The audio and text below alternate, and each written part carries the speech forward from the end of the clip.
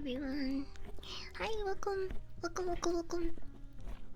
Happy Wednesday.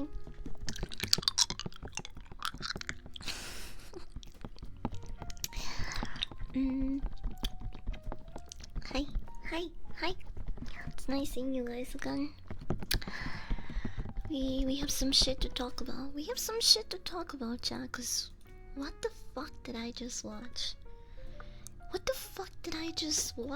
Bro? The Demons 1971. I'm sorry. I have to get straight into it this time. What the fuck was this movie? First of all, I didn't know that they literally don't even have this movie in any other streaming website. They don't have it, uh, like, even in, like, pirate websites. Not that I, like, use them or anything, but I could not find this movie. And it turns out that it's just free to watch on YouTube because it's so old, right? It's such an old movie that you can just watch it on YouTube. I don't know why I was doing fucking gymnastics on the internet last night trying to like trying to find somewhere to watch it, and then I ended up watching it on YouTube, of all places. And I did wish that I could have found it somewhere more like reputable.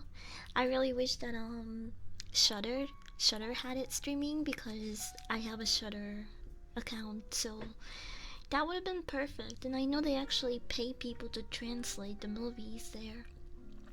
The thing about the YouTube subtitles is that I found myself uh, being a little bit annoyed at the fact that the characters were saying like a whole paragraph of things, and then I would just get like 2 sentences out of that. Bro, are you for real? Like, obviously, they're not saying that. Whatever you're fucking translating here, they're not saying that because this dude is still talking and the fucking subtitles are done. I hate it when like translations just like don't make sense. And I think sadly there we get a lot of moments like this in this movie that, I mean, you can still get the message across, obviously, you know, but it's just one of the things that bother me, not gonna lie. So I have to fucking jap about it. And before we like really get down and dissect this movie, uh I wanted to bring up something I guess kind of funny that that we briefly talked about yesterday. Also, hi Young Dragonese, hi Shadow, hi Greed, hi Coop. I'm not even sure. Map Master, welcome in. Has Fast Fleck, Quintastic, Deadburb, Kolibaka, Dark Legionary. Hi Fox, Chrono. Welcome. Sorry if I missed anyone, but I just wanted to make sure that I got just wanted to make sure that I got introductions and hellos out of the way because I was just so excited to talk about this movie and a couple of other things, so I just kind of got into it. um, I forgot to watch the movies. Been asleep all day. I mean, to be fair, listen, it's a two hour and some change movie. I I didn't watch the whole movie yesterday. I actually hold on. Let me. Yeah, there we go. I actually. Hold on. Let me cut this off. It's not a little bit, but it bothers me. I started watching it yesterday and I finished it today during lunch. Um, and before we get really down to like talking about it, do you guys remember yesterday I was gloating about how good of a driver I am and how I'm like, I don't think cars or like even like driving is that dangerous, but it's people that make it dangerous, right? You guys remember we talked about that briefly. It feels like I fucking jinxed myself, bro. Okay, I didn't get hit. I didn't get hit. I didn't get hit, but I almost did. I almost got fucking not even rear-ended. Front. I mean, I guess the person would have rear-ended me. They would have hit me with the rear side of the car.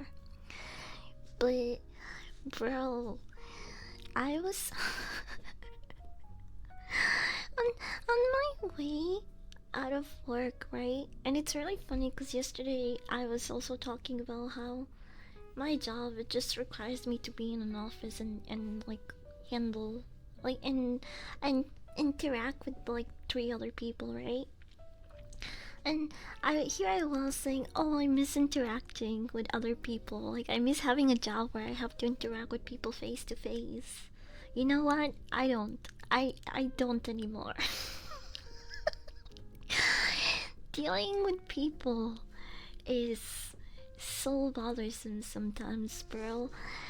I was pulling out of the parking lot. I was pulling out of the parking lot, and these two old ladies are hopping in their car next to me, right? They hop in their car. I kid you not, I'm not even exaggerating. I'm not. I turned around. The lady driving looks at me. I look at her. I start I start getting out of my parking spot. So I'm pulling out of the spot, right? And I'm turning my car around to go forward. And this requires me to position myself behind her car. This lady locked eyes with me literally seconds before. And while I was doing this, she started backing up her own car. Why the fuck would you do that? What the fuck is wrong with this lady? What, did she think that I just fucking disappear out of the fucking universe after I pulled my car out? Come on, bro, dude. She was she was about to fucking hit me with the back of her car. Oh my gosh, and the only reason she didn't hit me and crash into me was because I reacted really fast, and I still had a little bit of room between me and the car behind me to back up a little bit. So I backed up and I beeped at her for her to fucking stop, because she was still backing up. Was she not looking at her mirror? Because my entire car was covering her rear. I don't know why she was fucking backing up. So thank you for the follow, welcome in. And so for a second there, I thought I was either going to back up too much, trying to avoid her from hitting me, and I was going to be the one that hits the car behind me. But she like, after I beeped, she actually fucking stopped. Oh my gosh, I just don't know what the fuck was going through her mind, because we literally locked eyes before I pulled out of my parking spot. Did she think that I just like fucking levitated out of there? I don't understand the fucking thought process behind that, honestly. And after that whole incident, I was like, bro, did I just like jinx myself with yesterday's conversation, talking about like how good of a driver I am and how bad other people are? I don't think that's a jinx. I think that's just the world just backing me up and reconfirming my words. See, I'm not the issue here. It's other people. Like, that was insane. I was a little bit upset for a while after that because I was like, what the fuck is that lady's problem? Like, does she want to hit me? The thing is, with driving, you always think for others, can't trust that people just know. I know, dude. Oh my gosh. I was so close from getting hit. She was right there, dude. I'm surprised she didn't hit me. I'm amazed at the fact if I hadn't backed up just a couple of inches, she would have hit me. And it was not enough that I backed up because I try not to like I I I don't like blaring my horn at other people. I think it makes, unless it's really really necessary. I think if you're one of the people that like are always honking their horn at others, you're kind of a dick. Unless the person deserves that, okay? Like, I think there are certain places and times where honking your horn is acceptable. Okay. Um, One, if the person is texting and driving and they are holding up the line when the red light turns fucking green, because when that happens, it makes me feel like I'm in a world full of NPCs, bro. It just it's so weird to just be standing still waiting to see when the fuck someone is gonna react. That pisses me off. I'm not gonna lie. I Also, I think that's an appropriate time to play your horn because sometimes you need to wake the fuck up some people. Another instance is when someone is about to hit you because you just need to fucking wake them up. Uh, and I guess the third instance would be when you see someone do some fuck shit, like run a stop sign. I beep at them. I try to let them know. I try to let them know they're being a menace. Mm, I feel like some people would rather cause an accident than wait 10 seconds while driving. Exactly. Yes. No, that's fucking real. Because I'm not gonna lie. I'm the type of person that's like, or has been in situations where I'm just like, I'm really mad. Oh, also hi to Natos Gaming. Thank you so much for the sub. I'm the type of person that sometimes I have like a really rough day, or I'm kind of upset, and I'm just like, I need to go for a drive, man. Just listen to some music, maybe get some food. I don't fucking know. Just something to make me feel better, right? But also driving upset is not the best. Best time to get behind the wheel, cause then you're kind of like impatient, or you take out. Wait, you've all done it. I mean, come on. Sometimes you take out your anger out and like unnecessary shit. You know what I mean? But I've never gotten to a point where I'm just like, oh, I don't give a shit about. You know, it like to be like time to make things worse and cause a fucking accident. You know what I mean? mm, as someone who drives a semi, you're so right. Yeah. Wait, but uh, I've had I had a trucker once on a ramp into the highway. Dude, there was it was like I was on the merging lane, right? So I had to merge.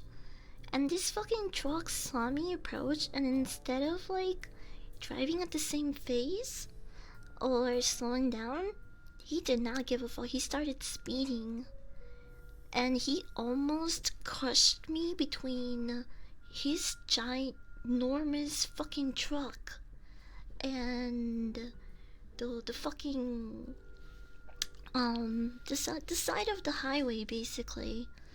I had to fucking smash my pedal so fucking hard for my car to actually pass through that truck.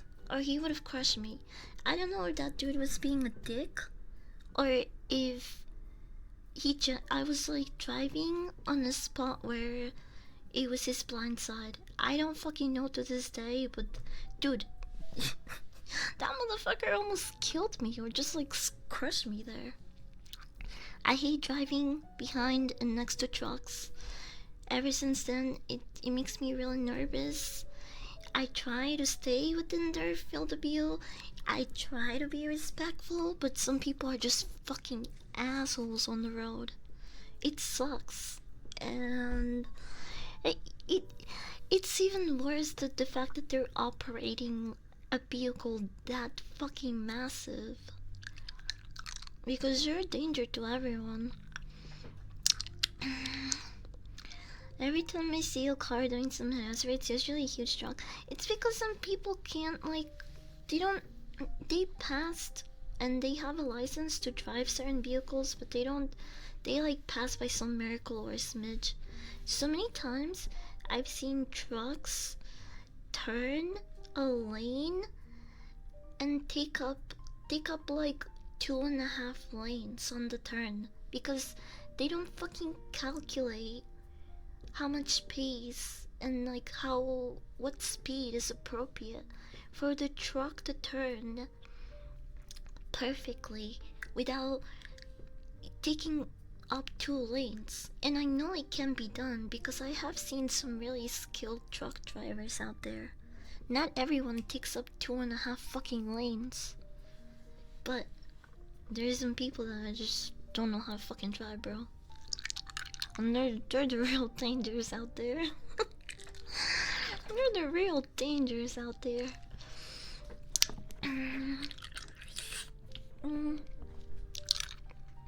But yeah, I don't know. I think the universe is funny that way sometimes. We're just talking about road incidents. And now this. Hello, no burps like yesterday. I listen. I can't tell if you want that or not. This is I don't understand. Okay, listen. If there's a burp incoming, I try my best to protect your ears.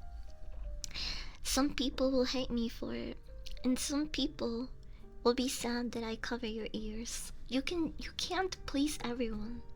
That's the thing. So you know what? I'm just gonna do my thing. Okay? Because some of you call yourselves so-called tumbling enthusiasts, and then I burp a little, and you're like, oh my gosh, that's disgusting. It's like she's fucking killing my mother in front of me right now. This is the worst thing that I've ever seen in my whole life. I'm going to fucking bleach my eyes out now. It's just, you can't win. You can't win. So you know what? I'm just gonna do whatever feels right at the moment. And if I have to burp, I will burp. I try to warn you guys, but you know, sometimes it just fucking slip out. I have IBS, okay? There's not much I can do other than that. But okay, going back to the stream. I'll do triggers in between the discussion, and actually before I fully get into it, I'm gonna do wikis for time 2010. I'm not sure if they're still here because I redeemed them like over 10 minutes ago. But I'm gonna do them now. So come here, Stinky. I'm gonna lick you. I'm gonna lick you. Come here.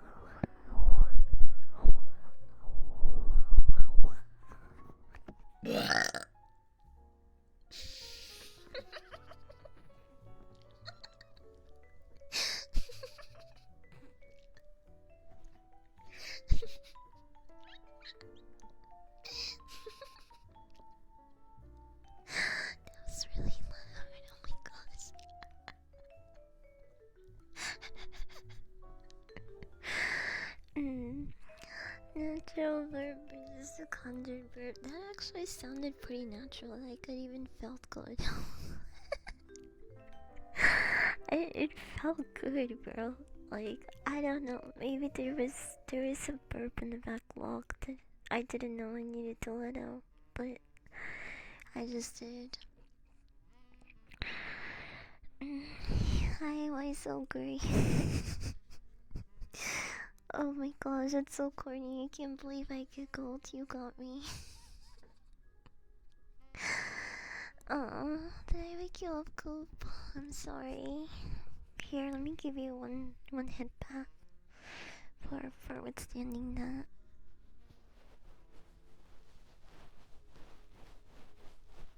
There you go.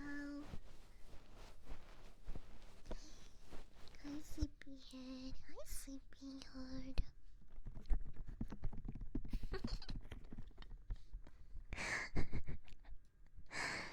um, but okay.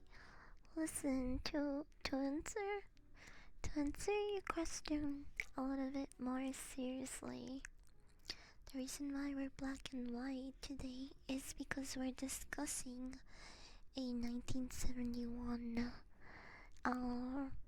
thriller Japanese drama horror movie. Um Now I if, okay, if this movie, hold on, let me change the curtain up a little bit. There we go. If this movie came out today in the year of the big 2025, I would disagree about its I would disagree about the horror movie genre label. I would say it's more beep beep. I would say it's more of like a dramatic thriller movie. It there's some suspense in between.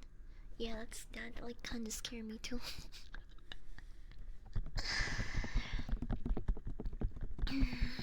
Pretty sure you got hungry and ate all the color and did not even mention my bottomless fucking hunger, bro. Or I'm gonna start getting hungry and try to take a bite out of everyone here. Hawkmon, thank you for the follow. Welcome in. That is in my room. No, it's peak hours right now in my city, so it's like really loud and there's a shit ton of traffic outside. Um. Anyway, this movie is not very scary or even gory. Yes, there are some, I guess, but it, okay. See, this is we have to consider that this is a 1971 movie. For that time period, yes, it is a violent movie. For 2025, no, it doesn't qualify as that. Hi Mel. Hi Mel. Good night, good night, good night. Huh? Huh? Huh? Also, welcome Salty. Hi, hi, hi. Um, lock, lock them up. Who are you locking up?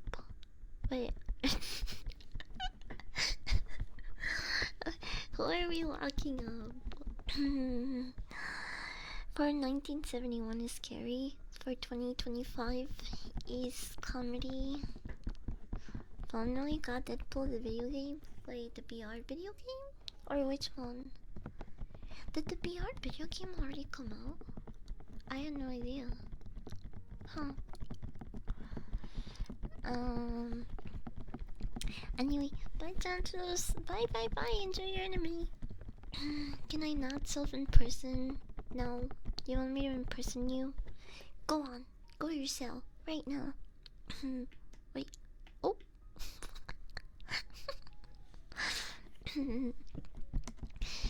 If they could show Terrifier to people from 1950, dude. If they could show Terrifier to people from the 1950s, the director and everyone involved would be incarcerated. Everyone would be.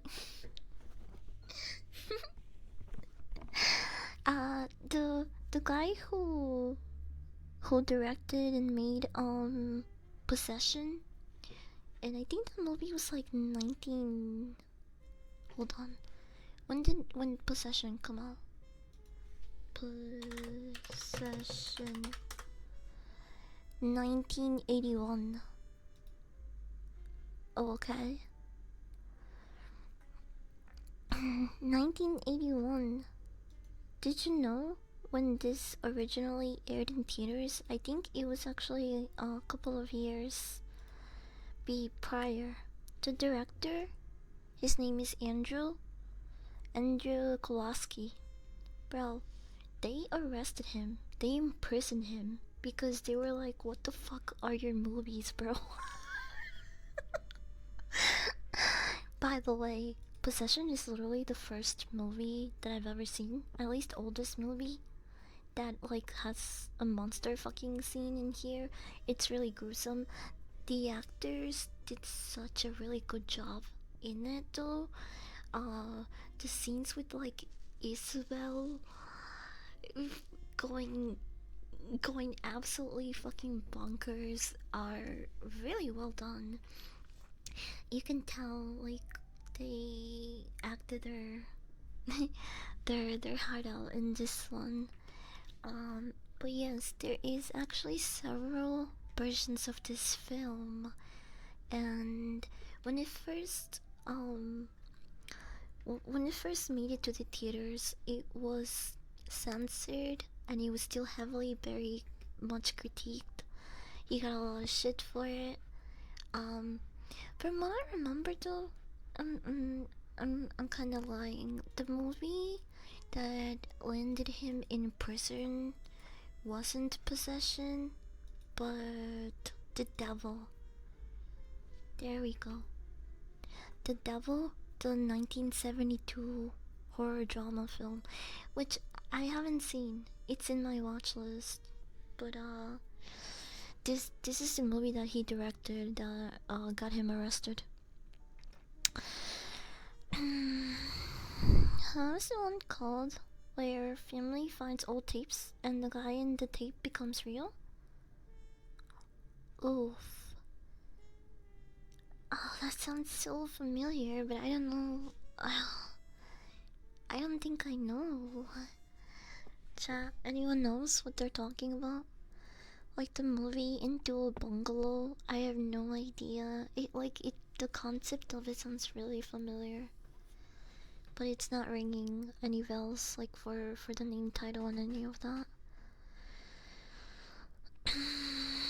Also, hi Div, welcome in.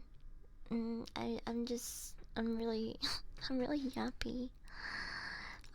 So sorry if I miss people's messages on chat, but yes. So going back to Demons, 1971. For its time, I do think it was it was labeled violent and scary, but I am just too desensitized, and a lot of the slow motion scenes to me just ended up looking a little bit more goofy than scary. I did like some really cool shots, like when. Okay, so let me explain what this movie is about first, okay? Um, so this movie is about a samurai named Kenove? Kenove? Kemo? Is that how you say his name? Kenove? Kenove. Okay, he's this samurai named Kenove who is in love with a geisha. Um,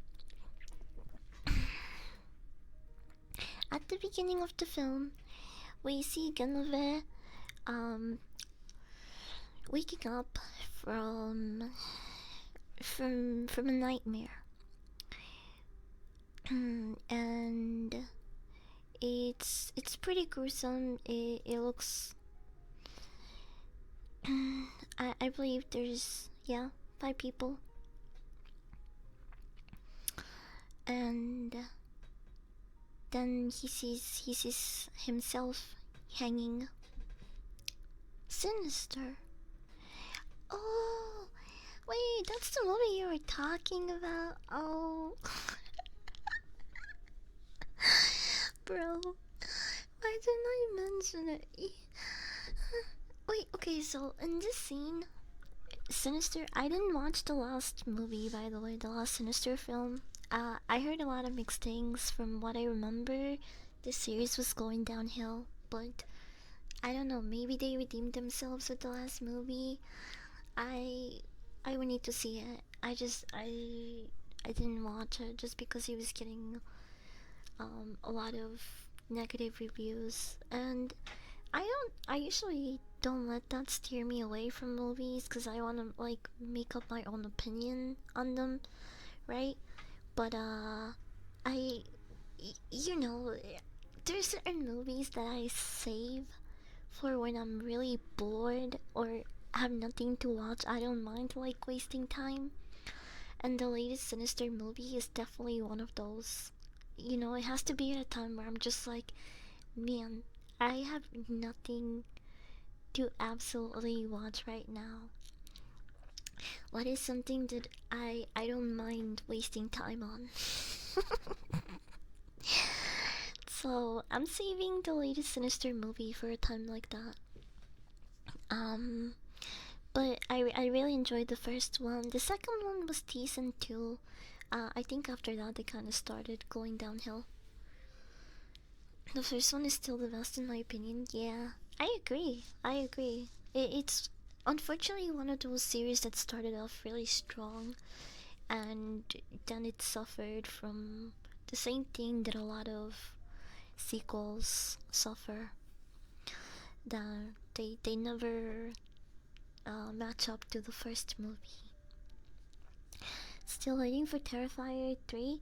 I'm not in. I'm not like I'm not really like waiting for that one, but I will be watching it once it comes out. I still need to catch up and watch Terrifier 2. Um Terrifier 1 was sick. I still don't know if there's much lore and story there, but the way Artie fucking split that woman in half in the first movie was gnarly. I've never seen anything like that done in horror movies prior to that, and I thought it was pretty insane. Uh, but okay, going back to Demons, 1971. So Gengobe wakes up from a nightmare, right? Gengobe wakes up from a nightmare, and I hate to do this. I hate to assume that, like, oh, this is what's gonna happen at the end of the movie, right? It's just like foreshadowing. It's foreshadowing for what's gonna happen. I hate doing that because it makes the movie really predictable, but that is quite literally what happens. I'm sorry. I'm sorry. It's just. I think this is also why, while the movie it's still great for its time, uh, the the imagery and the way some scenes were shot are really cool. Uh, I I think the rating on Letterboxd is too high. This movie is standing at a 4-star rating out of 5. Me personally, I'll give it a 3.5. What? What did I do? What the hell? Why are you shaking me? Do you want me to burp again, bro? Because if you shake me up like a soda, I'm just gonna get gassy again. um, but yeah, I don't know. You know, I maybe this is just a personal pet peeve, but I kind of hate it when movies and TV shows foreshadow how it's going to end the movie.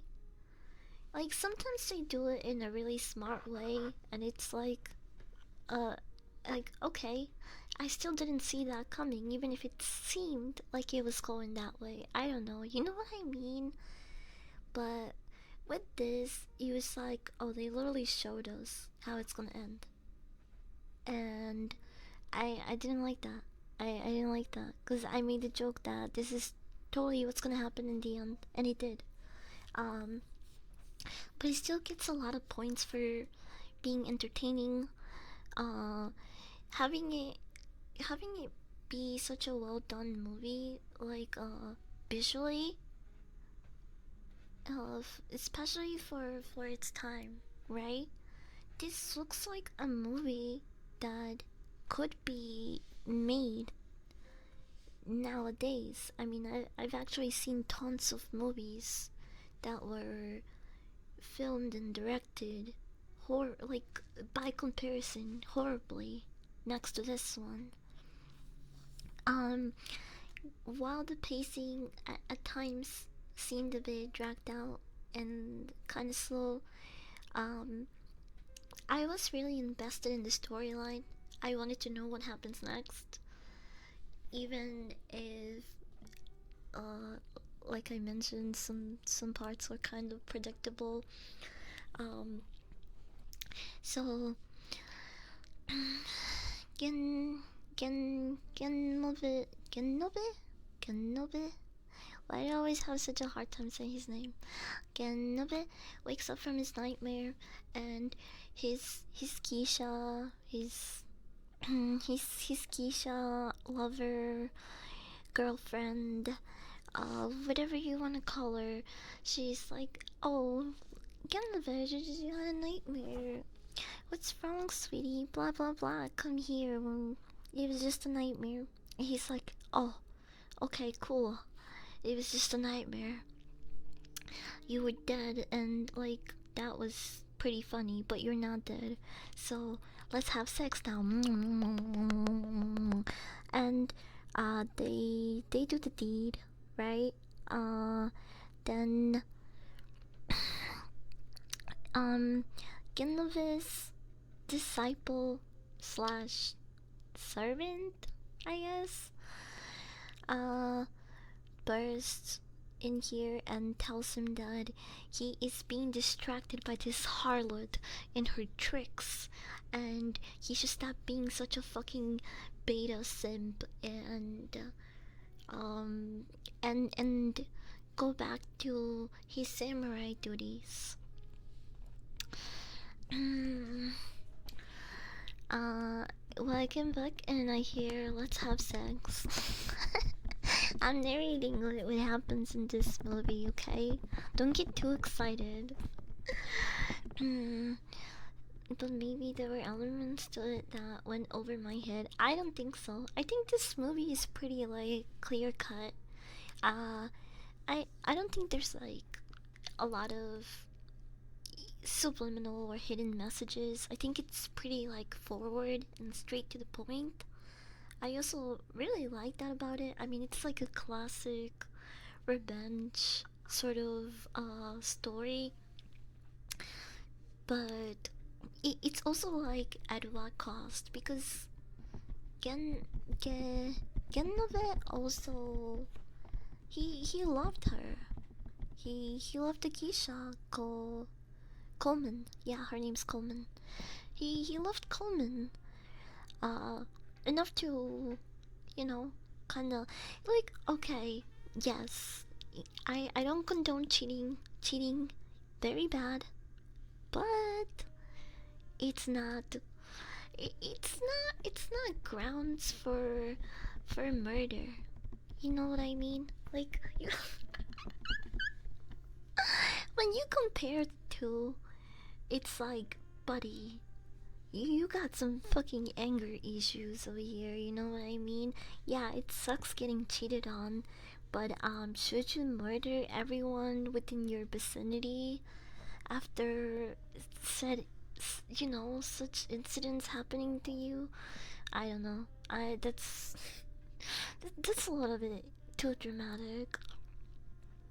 Like just go hook up with some other geisha, bro. I don't know. I think his servant slash disciple was onto something. He should have. Oh, I need a burp.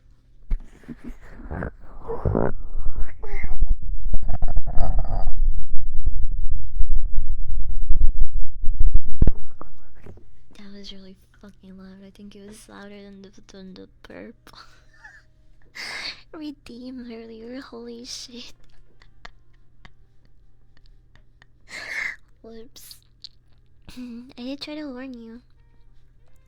I could have avoided it if he used the 100 reel for what it was intended for. Um, well, yes, but it also, he didn't really need it. Okay, so I'm gonna talk about what happens in the movie with detail, right? I talked about Gennabe, our main protagonist, who is a samurai with a disciple. He's in love with this geisha who is distracting him from his samurai duties. Um,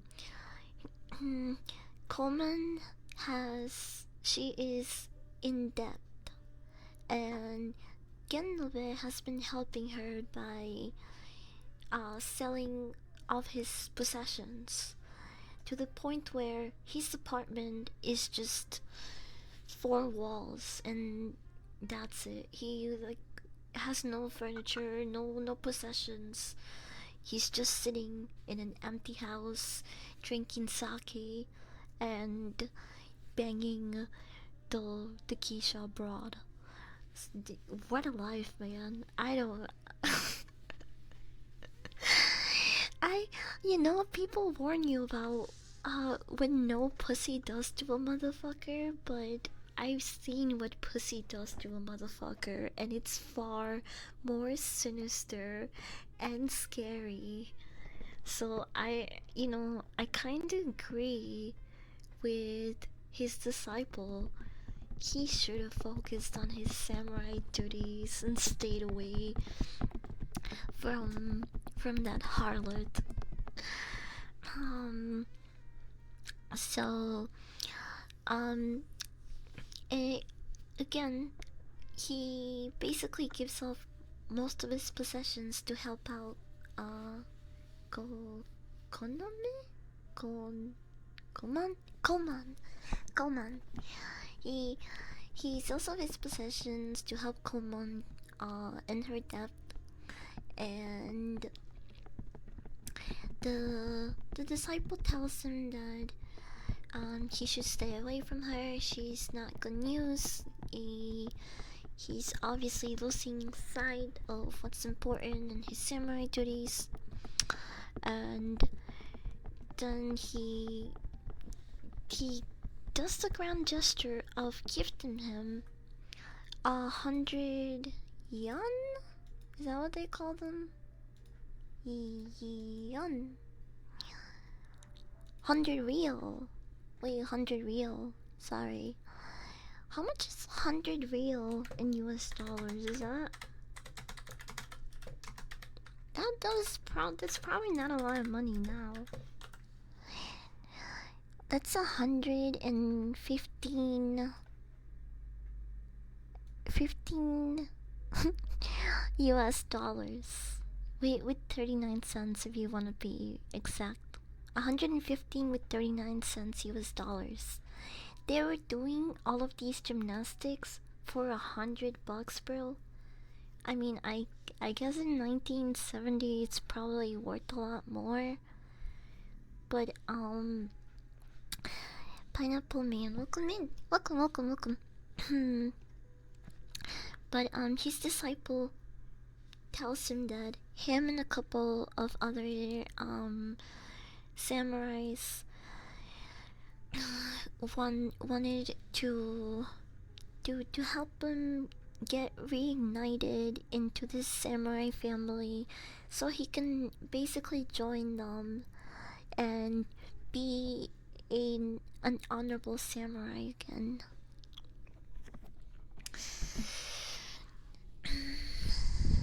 Ah, black red eye. Black red eye. Coffee? Maybe something else. So he basically tells him, look, everyone else got this money together and they wanted to give it to you to help you get back on track. Right? You must pay the government money you lost and become one with Oboshi and the others as an honorable samurai once more. Please accept this for that purpose. And Genova is very thankful, you know. And as soon as Colin, I keep forgetting her name, bro. Oh my gosh, I have such horrible memory. Konome, Geisha bitch. I'm gonna call her Geisha bitch because honestly, she's a bitch. She. I am on the disciple. I'm on the disciple side on this one.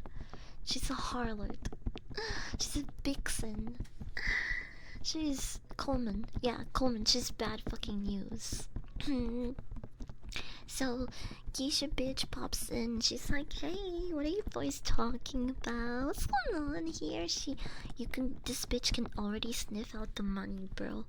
It's been in Genova's hands for like a solid minute. And she's already here like, hey, what you guys doing? How's it going? Uh she pretends that she forgot something and she's sorry she bothered them, blah blah blah. um then another samurai shows up who is also under Genove and tells him that the geisha whore needs to talk to him. And it's only been an hour, mind you, that she's been gone. But she's already sending him notes with this other guy, and she's like, hey, you should come see me. I like miss you or whatever. It's been an hour. Can you please come talk to me? It's really important. This is why I had to send someone. And so he's like, you should really go talk to her because you went through the trouble of sending me here. And this guy is like basically gassing her up and trying to convince Genove to go meet up with the geisha. and his disciple is be like, you must resist this whore. Please, master, don't fall for her tricks. And Genove is like, okay, you're right, but also I should probably go. But Coleman needs me, right? So I should go. And so he follows Baldy over here. Where's the other guy? No, not him. This guy is cool. This guy is a real one. He follows Baldy over here and takes him to Konome, Geisha, the Geisha bitch.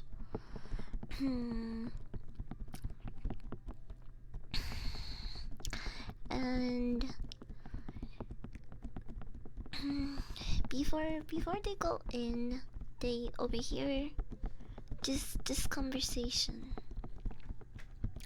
where Coleman is unable to still pay her debt, so this as as payment she will now become this random samurai's wife because I don't know, apparently she can't just like wash dishes or some shit.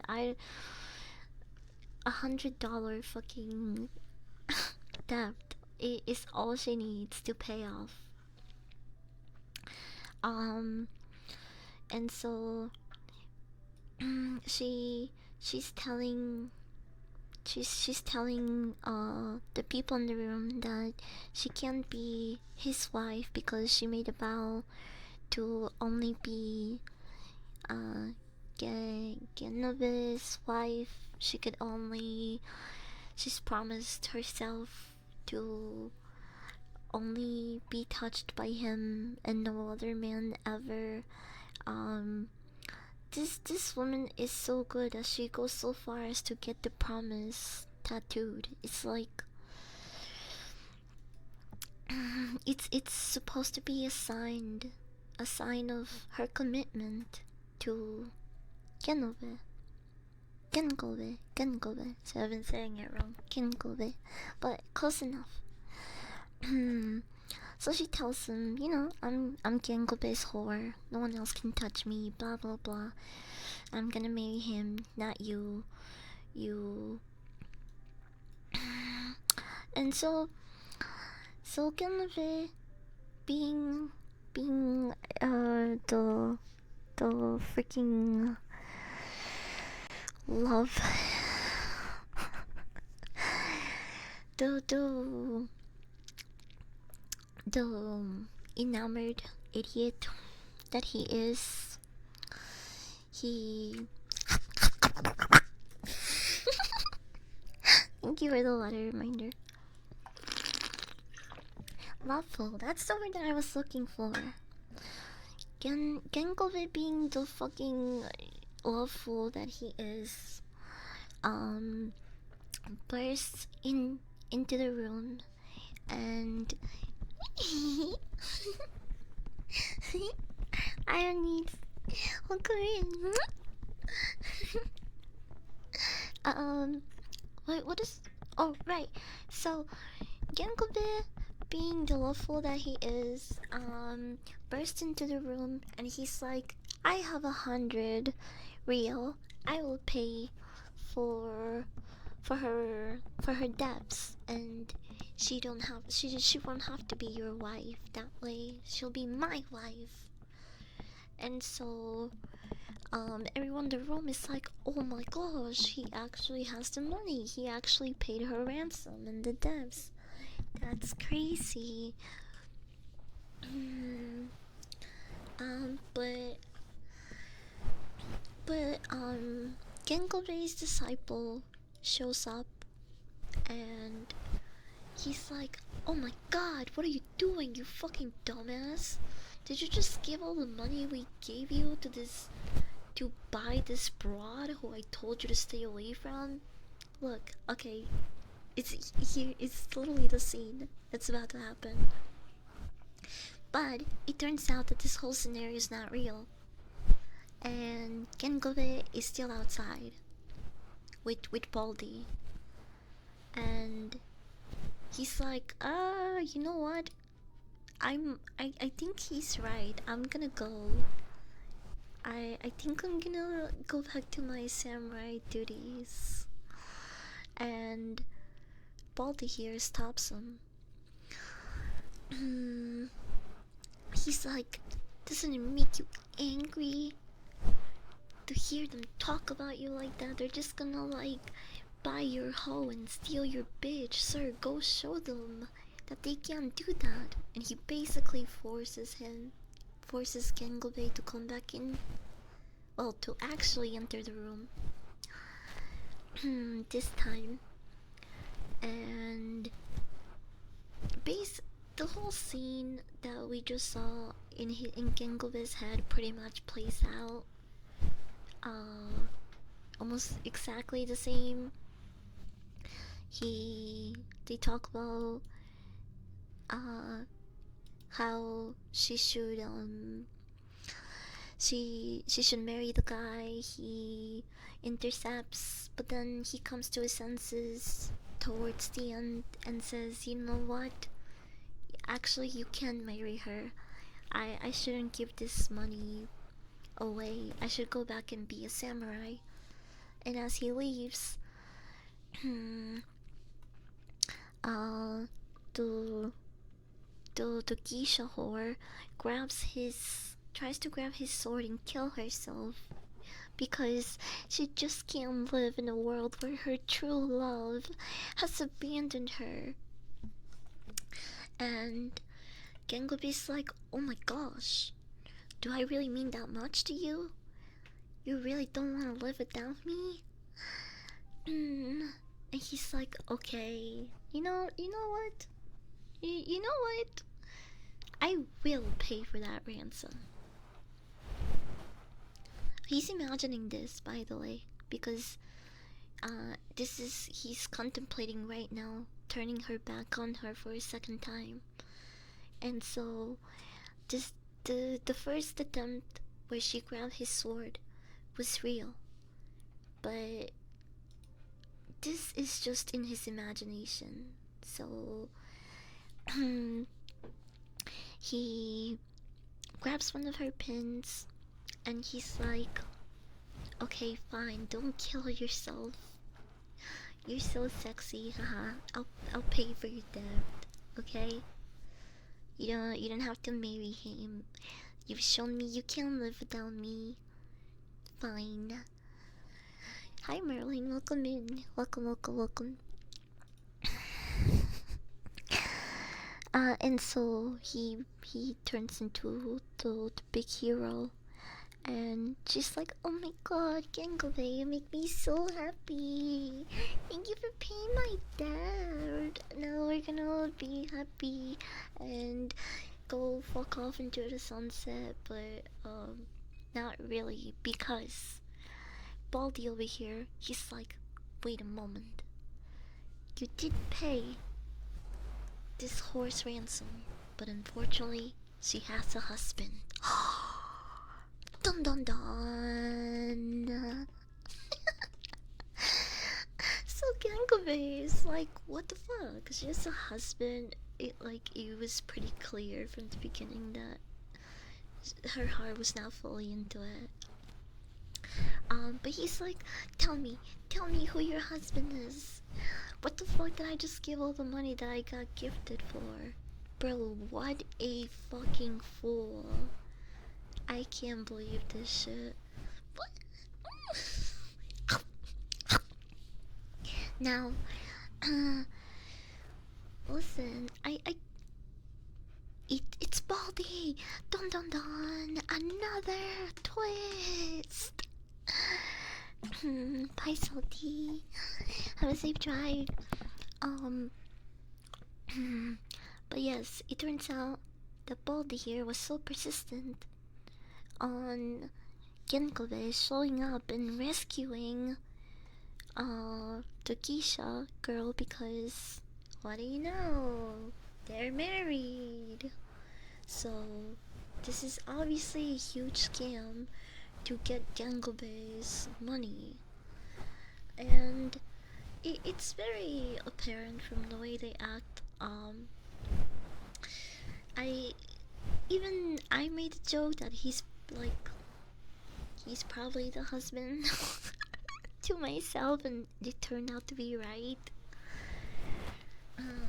In Gengobe is shocked by this, and he just, his whole fucking world is crashing down. He was about to ride off happily into the sunset with his new purchased wife, and now you have Baldy here telling him, hold the fuck up.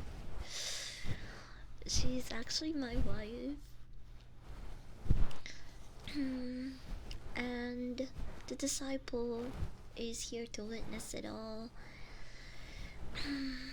You can tell Gengobe is crushed by this. He is in disbelief at first, but he very quickly snaps. He, um, although,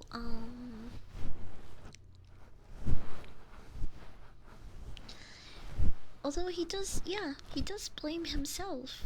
As you can see, he should have listened to his disciple. He he should have stopped simping for this geisha whore and kept his money. So right here, he tries to kill the husband, but the disciple and her stop him. He leaves, and the disciple spits on the husband.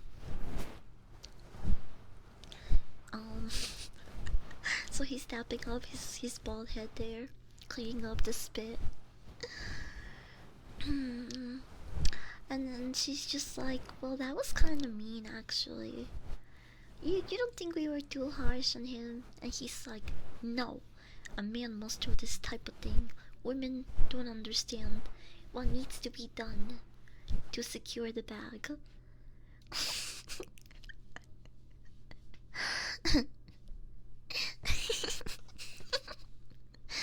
And so all the people that were previously in the room come out and they're like, here's your money. We really fooled the shit out of that dummy back there, didn't we? And they go celebrate that their scam was successful, while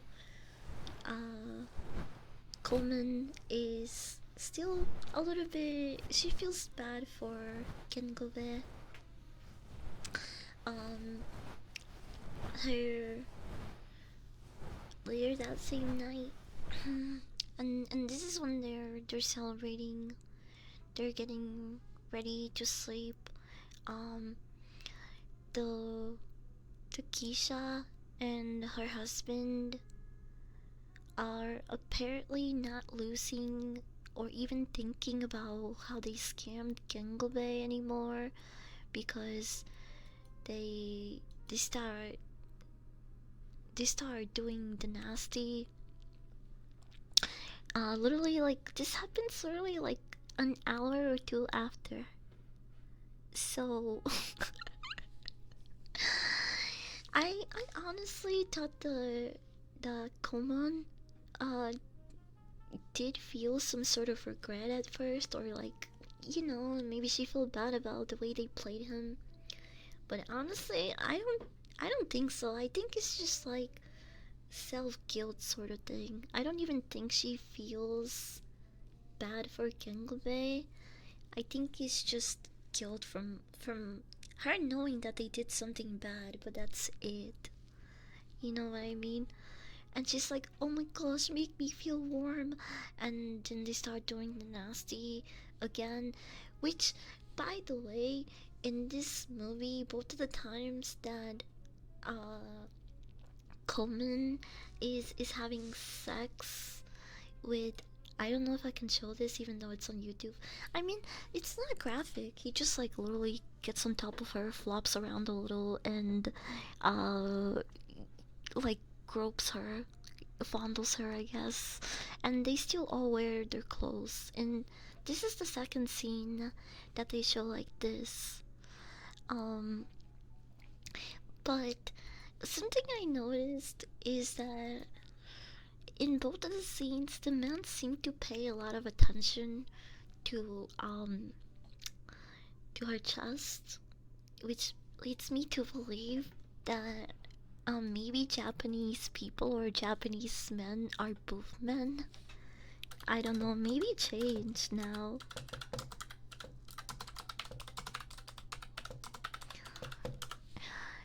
maybe it changed, maybe not. But I fucking hate the AI. I hate it so much. Every time I make a typo, it just tells me I'm retarded. Like, I know I made a typo. Correct it like old-fashioned Google did. And just give me the result. If I make a typo, Google understands what I'm talking about. But with the fucking AI, it tells you, oh, it doesn't make sense because it's off by like 2 letters. It's retarded. It doesn't understand. It doesn't.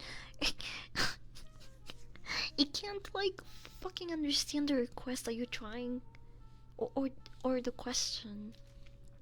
If you make one typo, what the fuck happened to the internet? I hate it. I'm just sorry for the rant there. I just think it's really stupid. Like, even someone with a low IQ can probably tell what you're trying to say if you make a typo.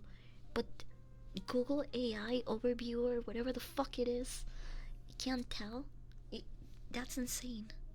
That that's insane to me. I mistyped boobs and it just gave me no results because I mistyped boobs. Yes, Japan likes booba over booty. I don't know. It would seem so, just from what I saw in the movie. They pay more attention to her chest. Fuck this new reformist school. Yeah, fuck it. Remember when back in the day you could just type every word and Google would know what you were looking for? Yeah, I missed that time. This new Google AI is not very retard friendly. I I don't know how people like me are gonna survive like this. I don't know how much more of this shit we can take.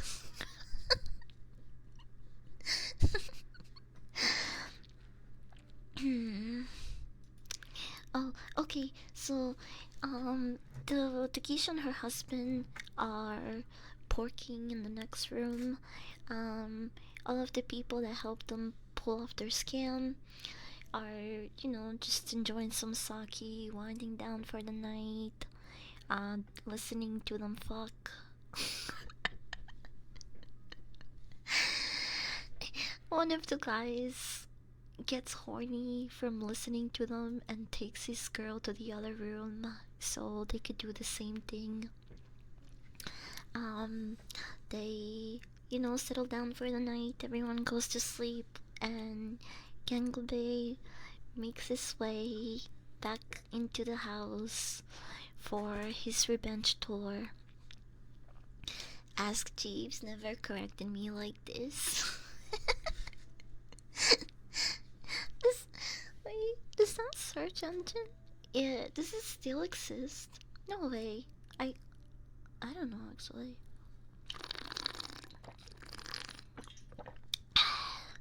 So, this is all happening in pitch black rooms in the middle of the night. So, Gengave actually murders the wrong couple first. This is not Coleman. Yeah, this is not Coleman and her husband.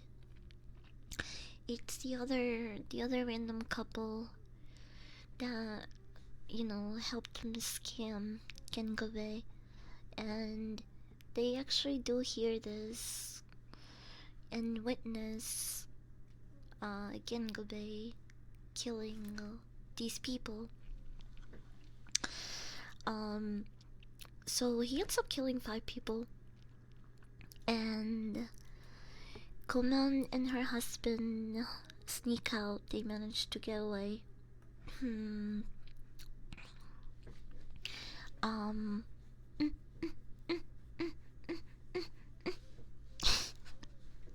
Sorry, I was scratching. I was scratching like a fucking dog. It's still around. It just changed to ask. Captain, Josso, thank you for the follow. Welcome in. Um, so the 100 real that they scammed out of Gengobe is actually money for the husband's dad to as a token um as a token of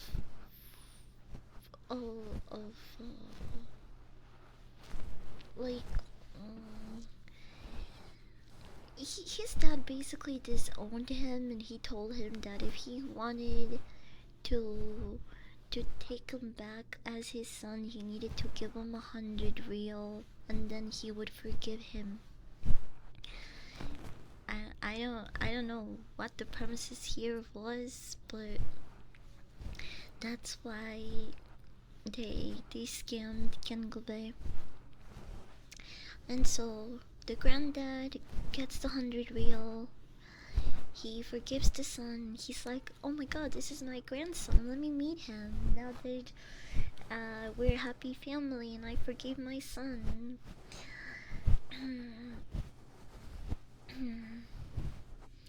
And the dad tells him that, "Whoa, I went back too far."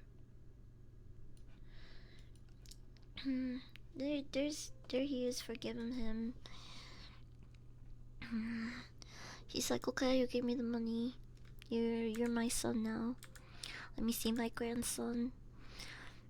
I must tell someone right away and introduce you to him." So this money was actually going to be given as a tribute to the dad's master, Solomon. Solomon, who is head of of of um of this specific family slash like samurai. Yeah, I guess it's like there's different samurai families. And they all have, there's a hierarchy, like every other freaking family, whatever organization. And someone is the top guy. His dad is in a higher up position, but he still reports to him. And there's like other people under him. He's been staying in the cottage a few days. So he wants to introduce his son to someone so they could they could in is that how you say the word, indict them into the family basically. And Jada tells him, "Okay, you can meet him tomorrow. He's been quite depressed lately. The money will sure cheer him up." Induct, yeah, okay, induct, yeah. So he wants to meet him. Um, in in the meantime, um, gun oh my gosh, what's in my head? Gun give it? Gun Gen Gengobe is being is being is is wanted by the police. I can't fucking talk today. Holy shit. The police are after Gengobe, and they put up wanted posters all over town for him, saying he murdered 5 people. Have you seen this man? Call the police, blah blah blah. And the disciple sees it and he tears it down.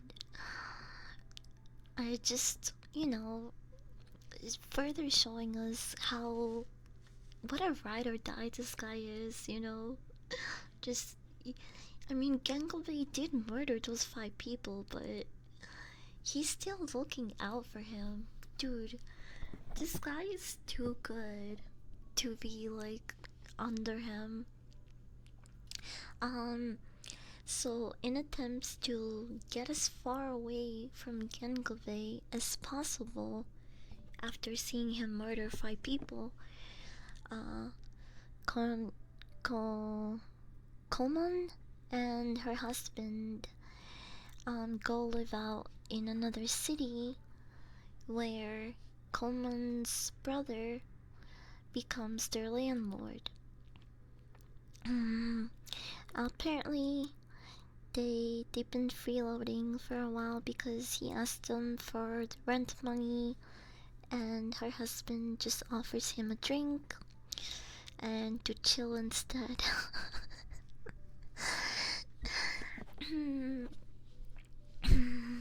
Then we see that Gengove actually found out where they live, and he shows up during their we got away celebration, basically.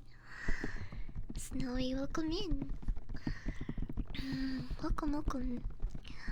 You're cute and adorable, by the way. Oh, even when I'm in black and white, thank you. You should see me in full color. Disciple, he's a great guy. Random, what about the people he murdered?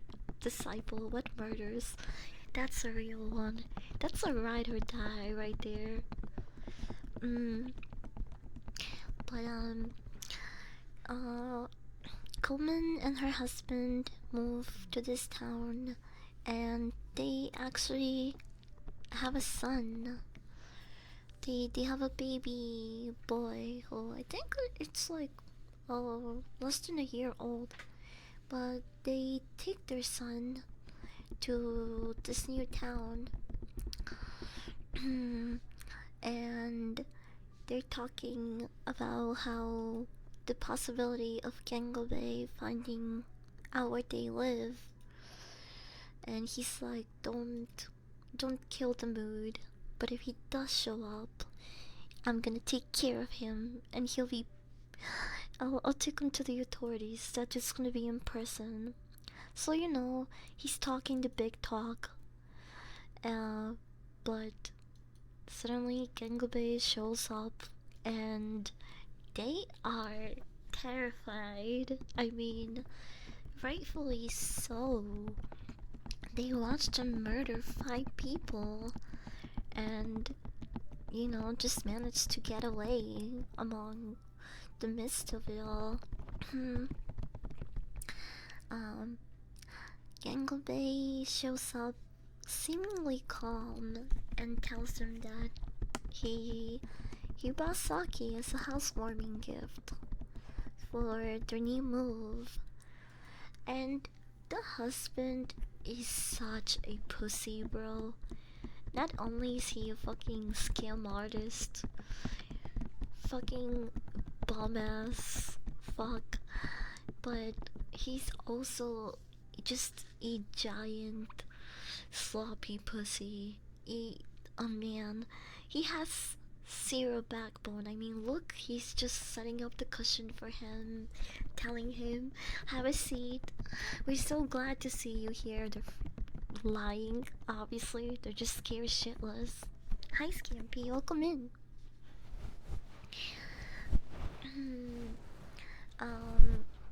And they just start brown nosing and kissing ass. They turn the ass kissing up to like 5,000, bro. I mean, they are scared of this guy.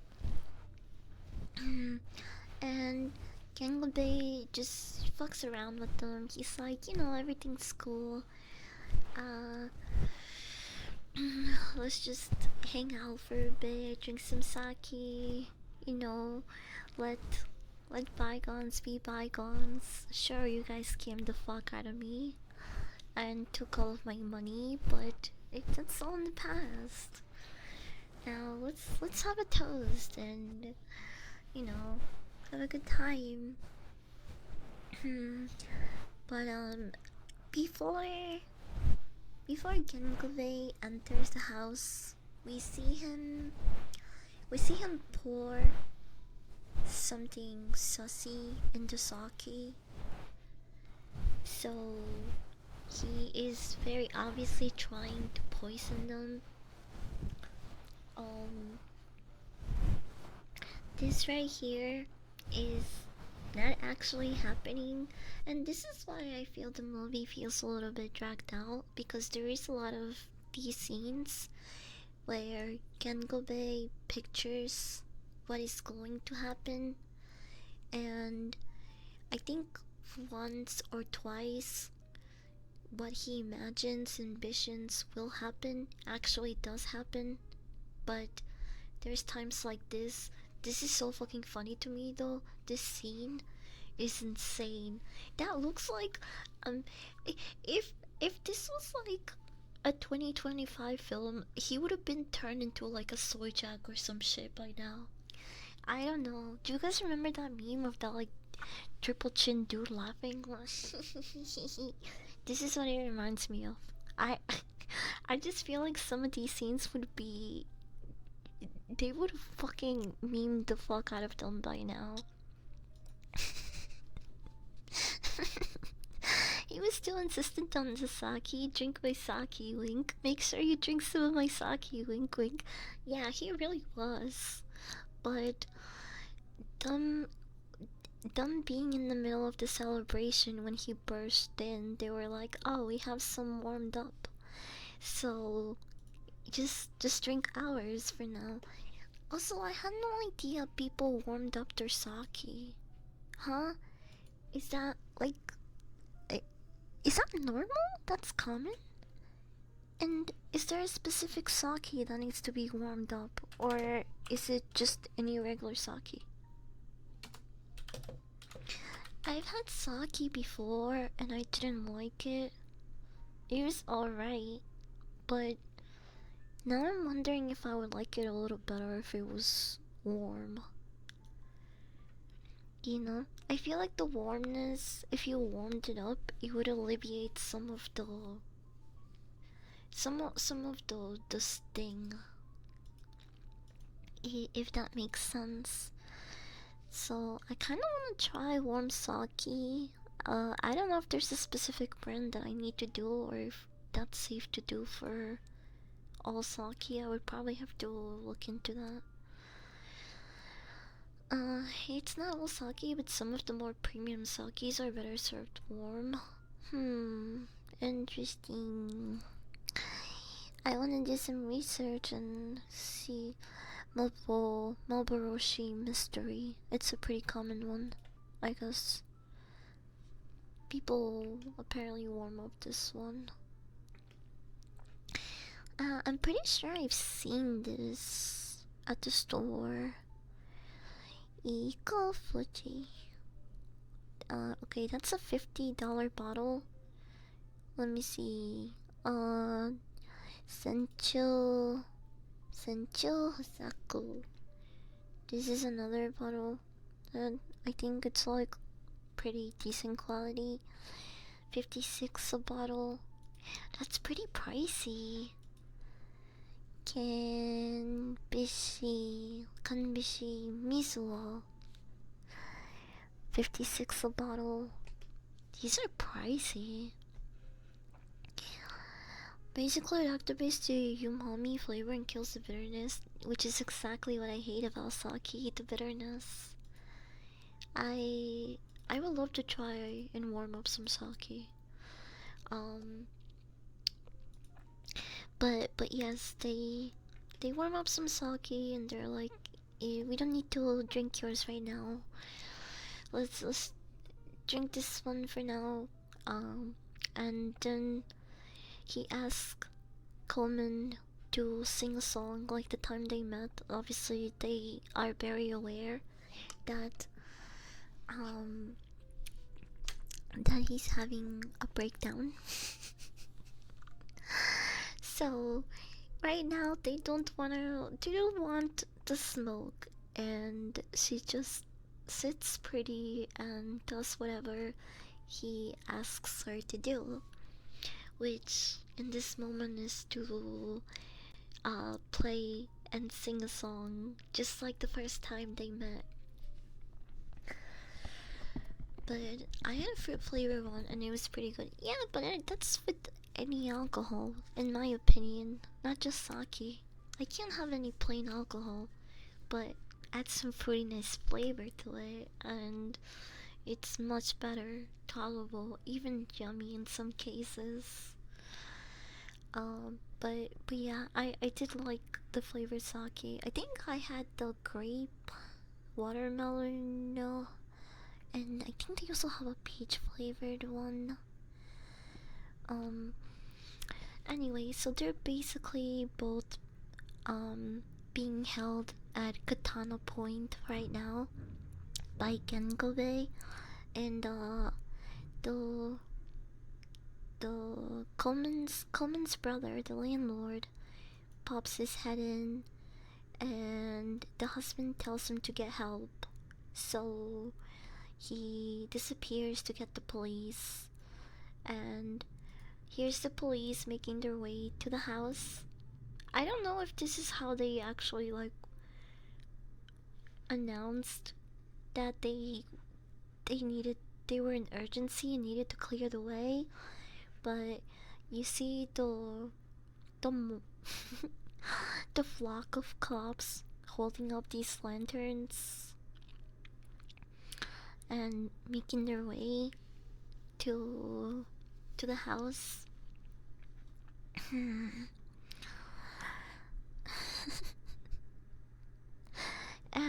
In between scenes, they had these shots in the dark with the lanterns moving about, and I was really curious if they were gonna give us more context to that, but yeah, that was supposed to represent the cops moving about. My killer instinct. Thank you for the follow. Welcome in.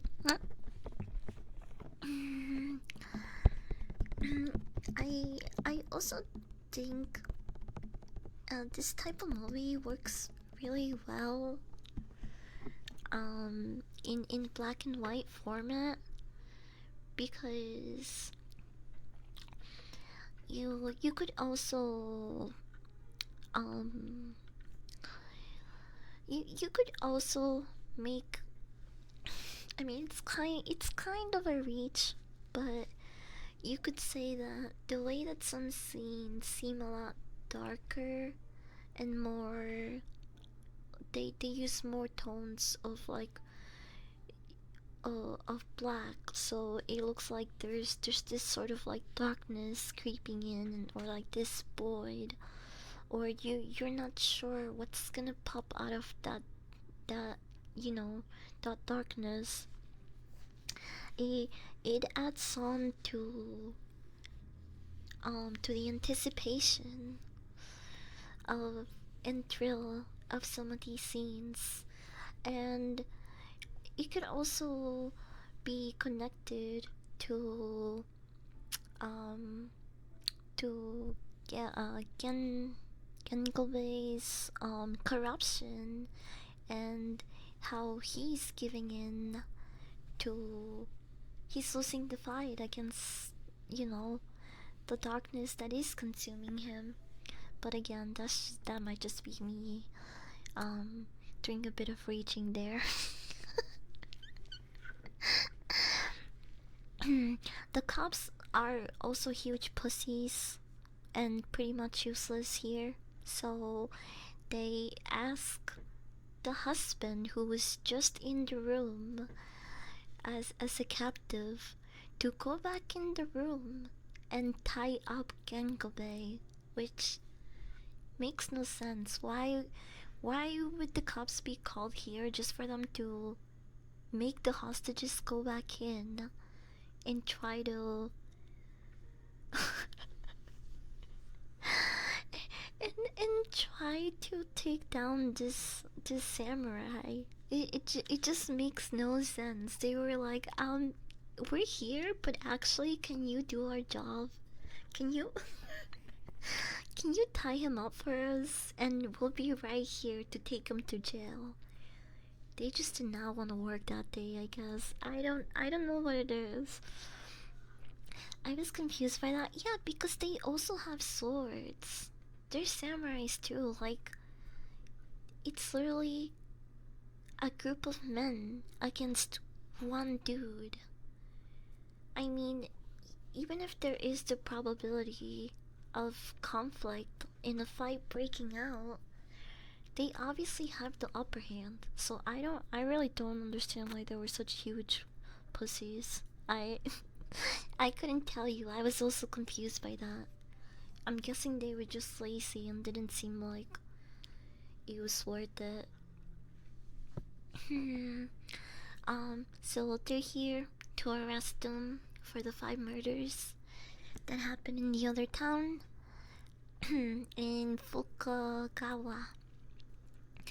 And the disciple shows up and takes the blame. Kangobe, for some reason, lets him take the fall. And they take the disciple away. Just leaving Kangobe here, a free man. Who says he needs some time to think about the sacrifice that his servant just made. Tells Coleman that he's moved on and he gives up on her. But remember, they still in their home have poisoned sake. And even before he leaves, he tells them, if you are sincere, drink the sake that I brought you. So this dude is like really pushy about it. Not sus at all. Not at all. And so, Gengove leaves. They celebrate with the brother. They celebrate with the brother. They drink more sake, and once they run out, they actually crack open the sake that Gengobe brought them. All while the two men drink, she's trying to start up a fire, and amongst the rubble under the old house, she finds blueprints to a mansion with a hidden entrance to a very wealthy family. Ninja Star, love you, love you, love you, love you. Wait, no, sorry, that was the ear cleaning. I confused the redeems because they came in all at the same time, but they were different people. Sorry. Hello, Kirito. Love you, love you.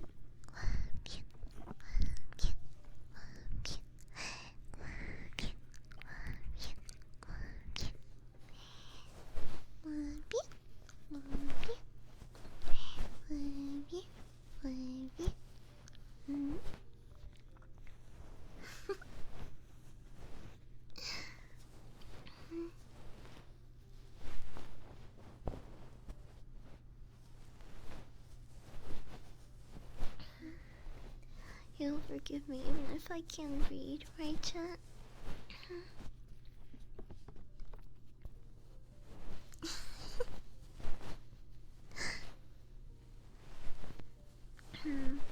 Oh, so they find. No, fuck you. I wasn't asking you. I wasn't specifically asking you, okay? I was asking chat. Okay?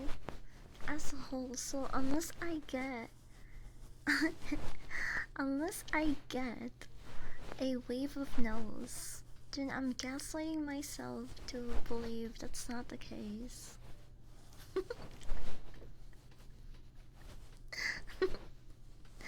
But I am part part of chat. Yeah, but you're the part of chat that I'm not gonna listen to. Okay?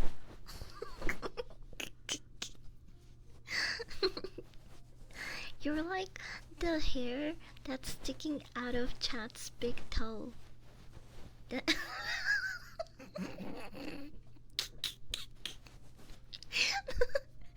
if you if you're gonna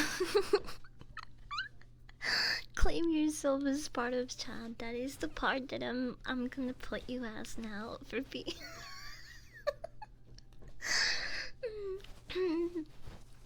for saying no. How dare you say no to me? I don't like that image.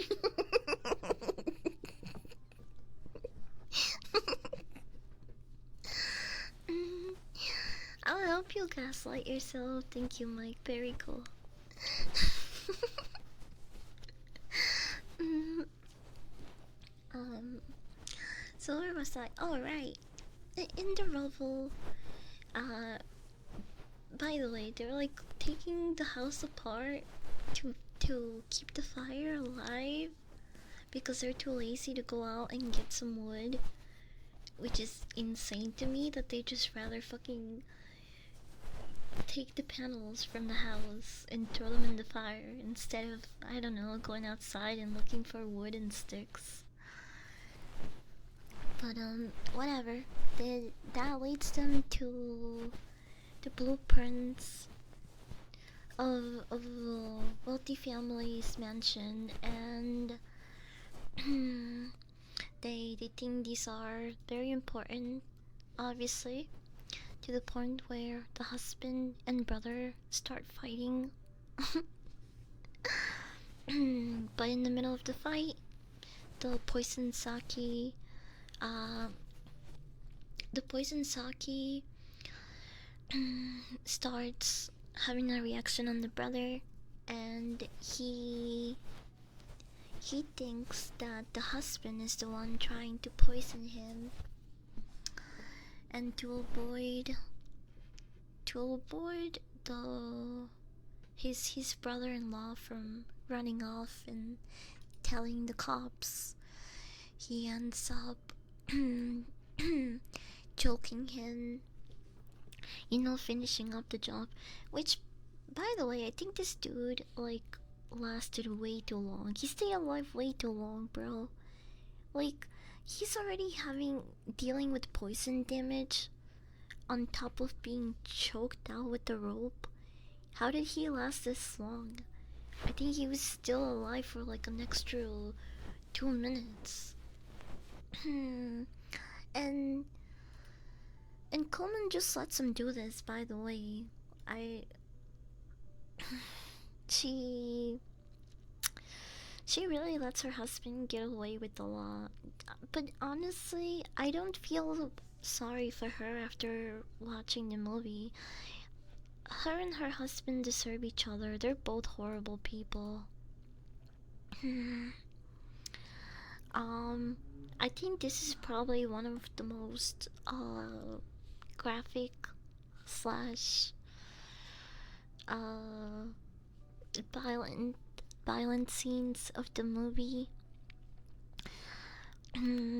where Ken Kobe actually returns to the house to see if they drank the sake. But oh yeah, this is also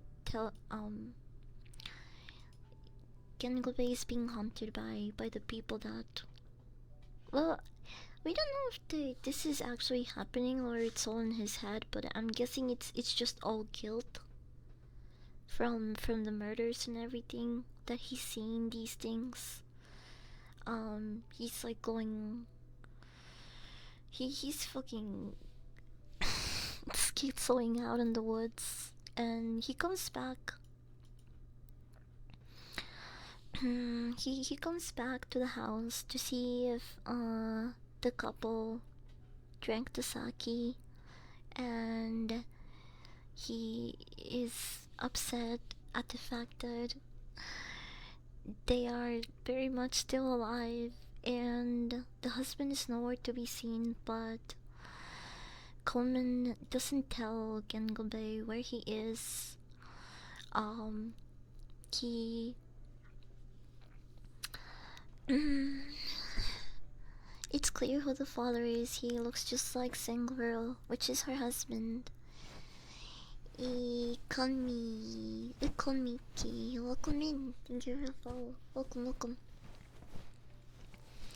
So he's already going sicko mode and schizoing out in the woods. He comes back here and he's like, you guys really are a family and you made a fool out of me.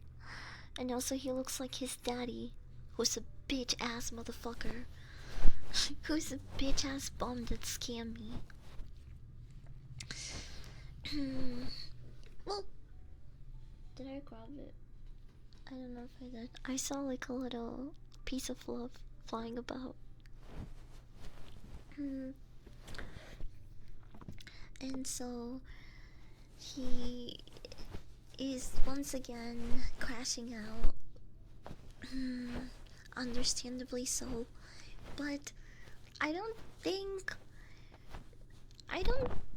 he needed to go to these extremes. I mean, obviously he lost a lot and he loved her, but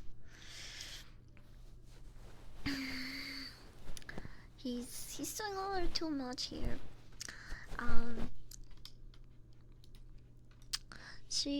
Okay, so this tattoo was previously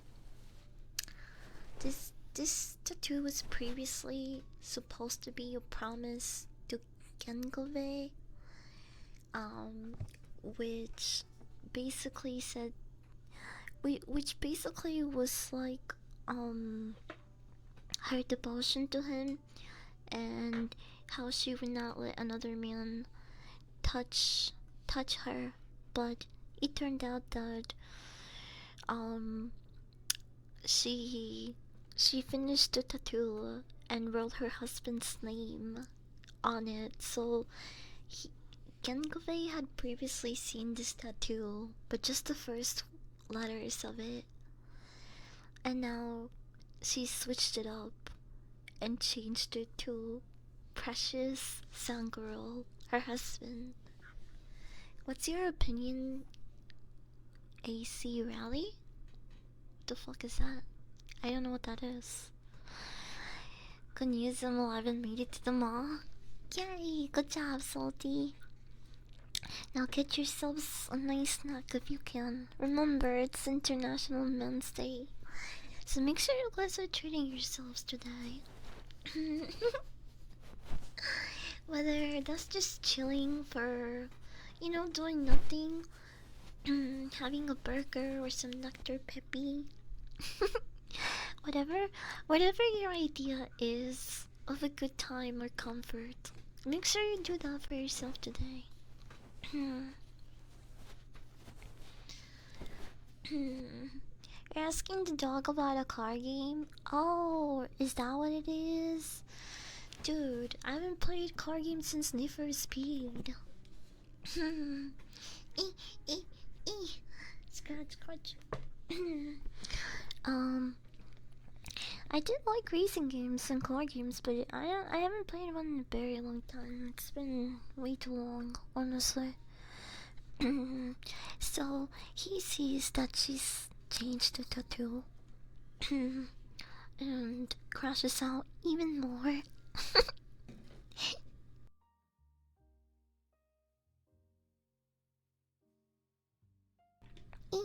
My throat hurt.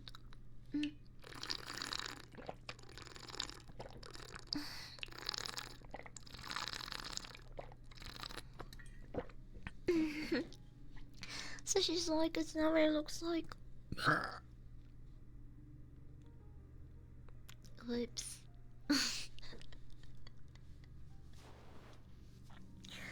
Sorry, I couldn't really warn you about that one. Kulitan. Sino-sana ay sana kanyan. So he crashes out again over the rewriting of the tattoo. And he's like, "Shut the fuck up, kid," because the baby's crying.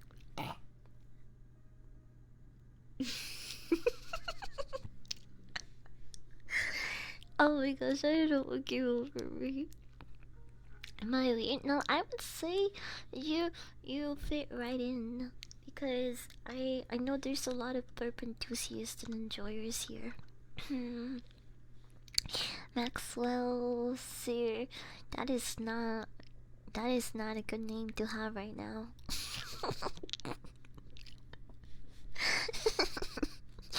Welcome in, welcome in. But holy shit, has that name been ruined for me? Maxwell. You remind me of a Vocaloid. Are those the people that go dun dun dee dun dun dun dee doo dum bum ba dee dum bum bum beauty bum? I don't know much about Vocaloid. All I know is anime girls sing, which is wouldn't that technically make Miko like one of the first B singers, like a B tuber that sings? Like, wouldn't that make her the blueprint? Mm.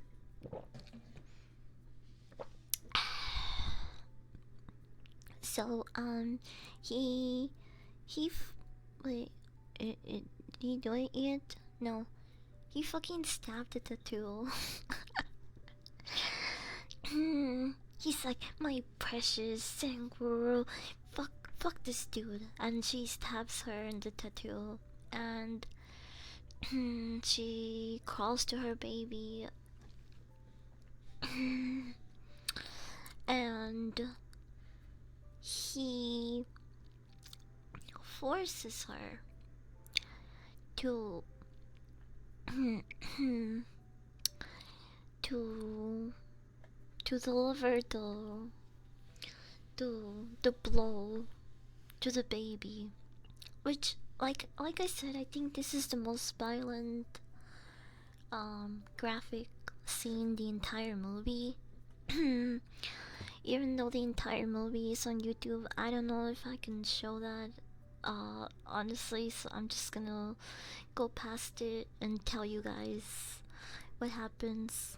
He forces her to kill the baby, and then he kills her. He takes her head, and he goes back to his dungeon or whatever.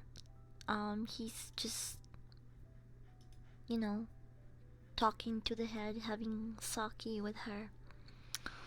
Um, and someone knocks on his door, so he puts it away because obviously he would look fucking insane just having sake and fucking talking to a head. Do you have any advice for on being crossfaded? Yes, do it when you have absolutely nothing to do or worry about because it's really annoying if you have to do things crossfaded. And also, watch a good movie.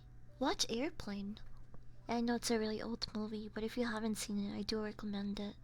Or, um, wait, what other movie? Oh, I don't know. I have a couple. Dude, watch Mad God. I watched Mad God already. You know what I hate about that movie? It's a really fucking good movie though, and the clay animation is amazing.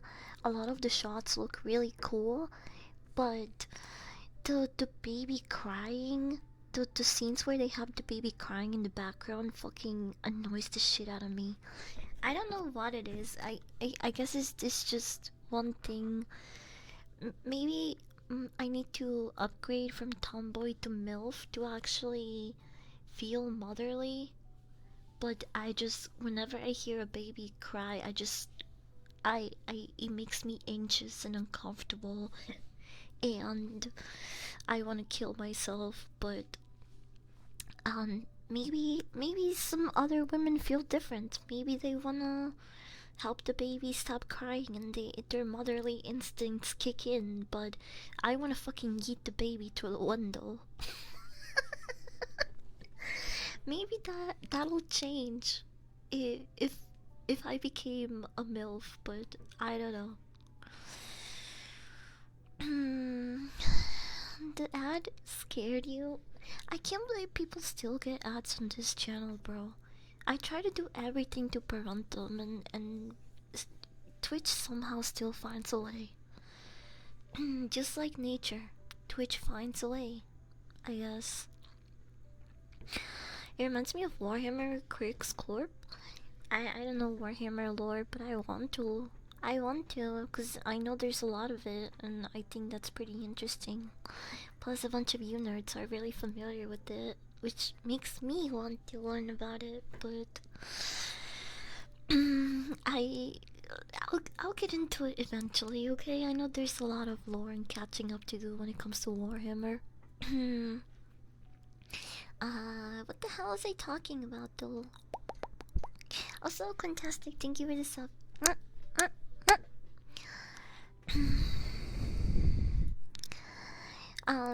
Oh, right, so someone knocks on his door, he opens, and it is the husband's father, the priest. He tells him, I've been waiting for your return. Here is the 100 real as a tribute.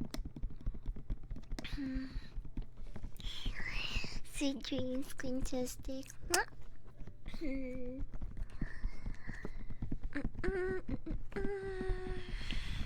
My son Centaur and his wives have come back after many trials and tribulations.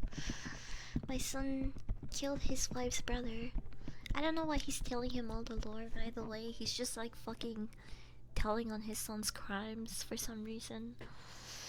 And he's like, and he also brought the floor map to the condo mansion. Solomon, please meet him and give him words of encouragement. So this isn't the point of the movie where they reveal that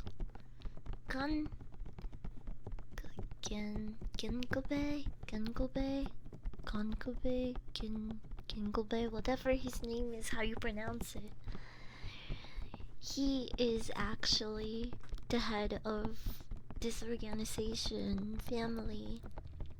And the 100 real that they scammed him from was intended to be a tribute for him all along, but he was using a different alias when he was in this other town.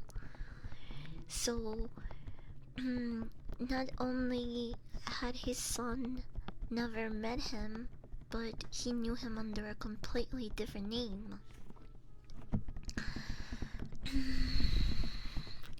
So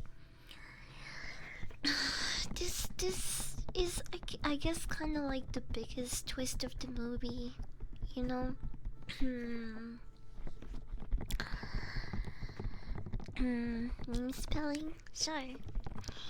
And I K I L L E R I N S D I C N D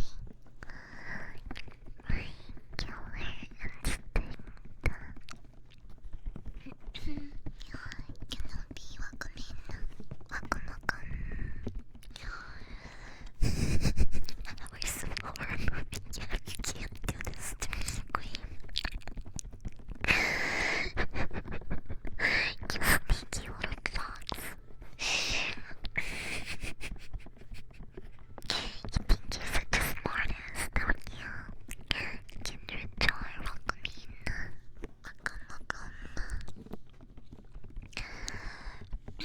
Big old twist, yeah, so it turns out that the couple scammed Gengove for money that they were gonna give to his father, who was gonna give to him anyway.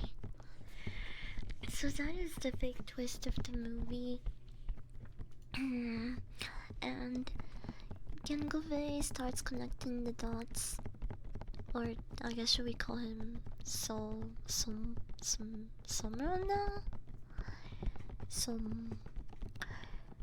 I don't know what the fuck his name is. I'm so bad with names. And so he starts connecting the dots and being like, wait, that bitch ass bomb is your son? You're my favorite ASMRs right now. Thank you. I appreciate that. The fact that there is so many other talented ASMRs out there, and some of you choose to spend your time with me, does make me feel really appreciated. So she's like, "Huh? What do you mean?" And Kinglebay tells him his side of the story. Hachiman was arrested in place of me. He's like, I was going by Kinglebay. I no longer have the right or the desire to be counted among the faithful retainers, which is the name of their organization, basically. I only regret that I let that rascal live. It's who, is his son. And he's like, that's my son. This old man still hasn't connected the dots, by the way. He, for some reason, thought Gangove was talking about some other bum-ass dude with a geisha wife that scammed him. And so he's like, what? You're talking about my son? I did a 12-hour shift and this is the highlight of my night. Oh, well, I'm glad you're home now and you can relax. And for the people that are men here, remember to just do something nice for yourself today. Even if that is just like sitting down and enjoying the stream or hanging out with a silly anime girl.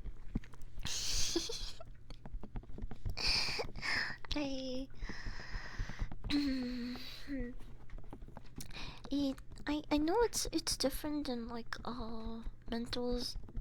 men's mental health awareness day, but I think you guys should still treat each other, treat yourselves if you can. Like, I don't know, maybe you can get yourselves the Five Nights at Freddy's Popeyes box.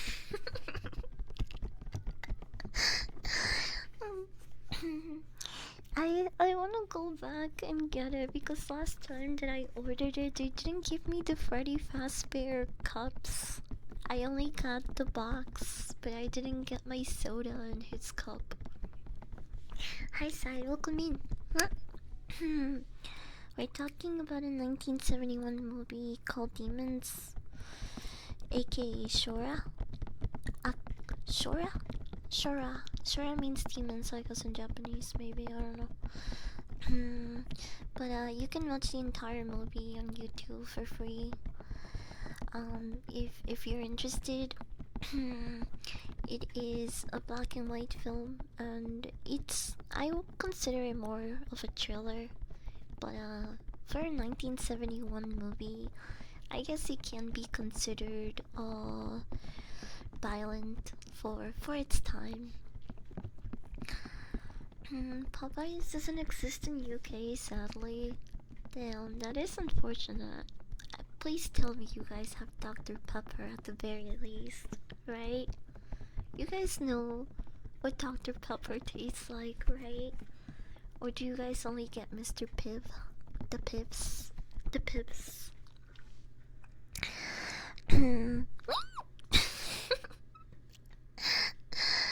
You put the color back into me with a picture.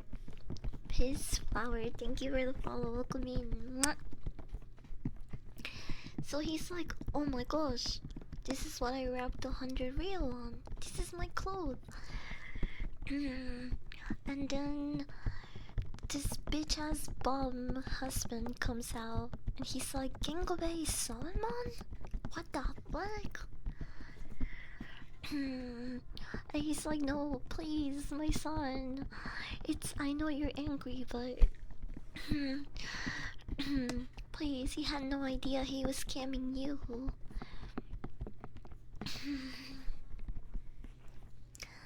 Yeah, we have Dr. Pepper, we have stricter regulations on ingredients. Well, that's a good thing. Kinda like Germany. I know in Germany they can eat like raw meat without having to worry about the quality of it and getting sick. I mean, I'm not saying that I wanna eat raw meat, but it would be nice once in a while. Instead of cooking, just go to my fridge and grab a big slab of uncooked ground meat and just fucking shove it in my mouth.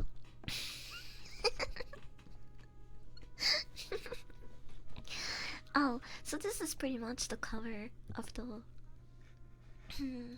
this is pretty much the cover of the movie, by the way. Hold on. Ding ding ding boom boom.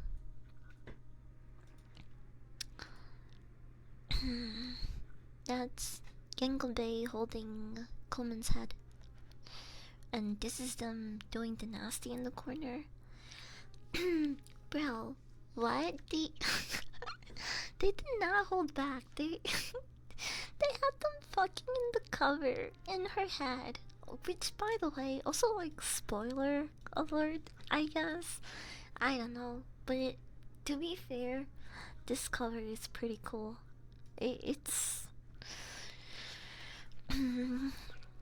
it's pretty nice. Like minus the them porking in the corner. I think that would make a pretty cool shirt. I would wear a shirt like that. Red 40 is illegal in the UK. Wait, do you have red Doritos? Like, do you guys not have red Doritos anymore? How does that work? Are they just like another color?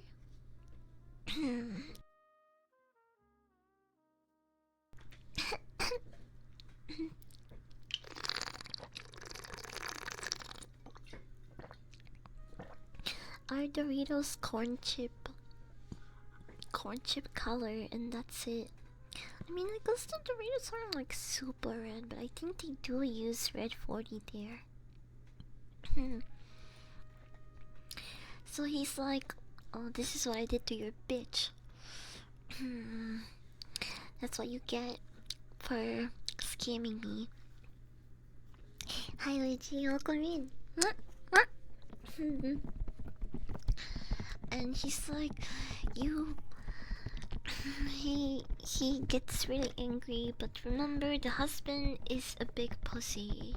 So instead of trying to get revenge for the murder of his wife and child, he stabs himself.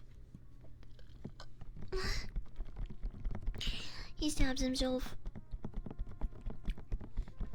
They show us like 3 different shots of the scene.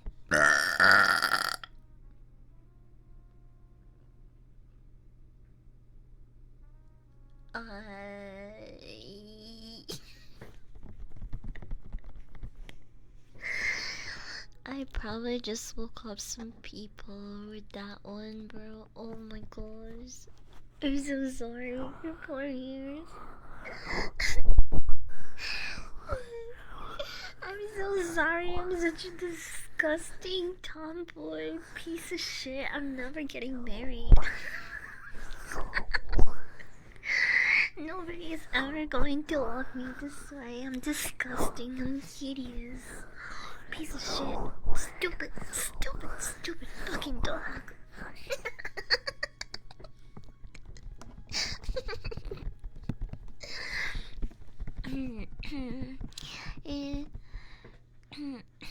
That was great, good one. I'm awake now, you scared me. I was in my cave. I'm sorry, I didn't want to scare you. So the husband kills himself, and he's like, you were consumed by darkness, and you will live with your sins, blah blah blah. And then he just like fucks off and starts dying, and then Gengobe gives him his wife's head to hold. And I thought he was gonna kill the dad, but he doesn't. He walks out. He walks out.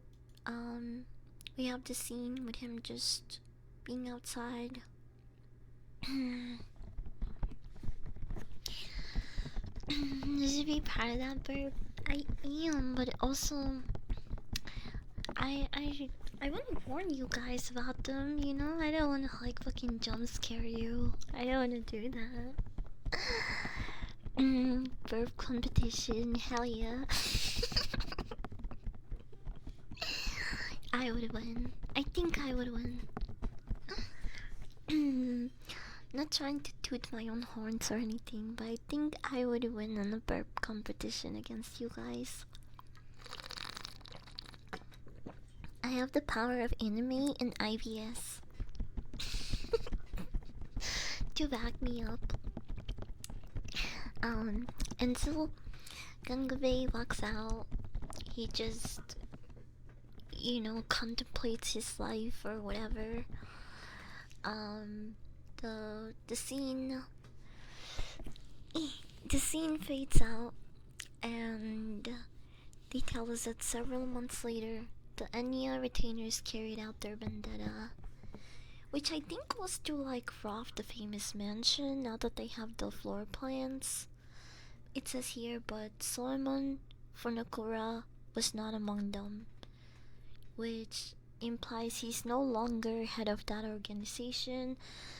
They don't elaborate. The movie quite literally fucking ends here. So, did Gangobe Sudoku himself? We don't know. We don't know. Is he in jail? Is he dead? We don't know. But one can assume that he probably Sudoku'd himself. I assume he fucked the head. Why would you assume that?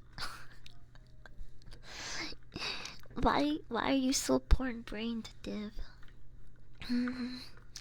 Makes sense for an open ending. Yeah, that's true. The HQ really doesn't want to work. It's okay. I'm not Google. I can actually understand what you're saying, even if you make a typo. I might be retarded, but I can still put sentences together if you make a typo here and there. Killing your keyboard. I got a new keyboard actually, cause dude, my keys are stuck. Look, wait, hold on. Can you hear this?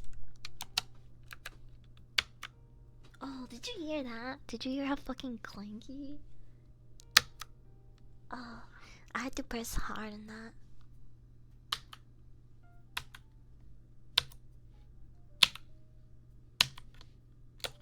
This is how they should sound like.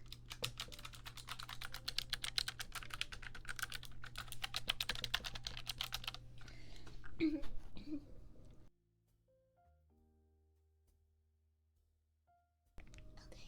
wait. Okay, this is how they should sound like, right?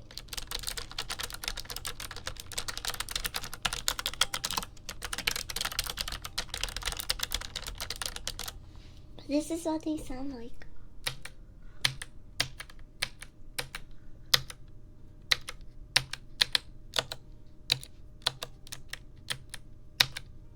Cause they're so fucking clunky, and I don't know, man. I gotta get a new keyboard.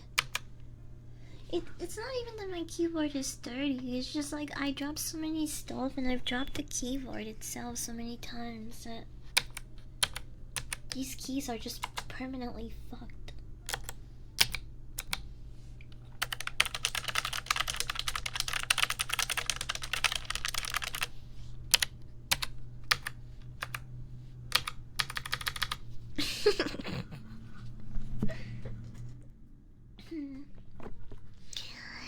And baby kisses, clingy.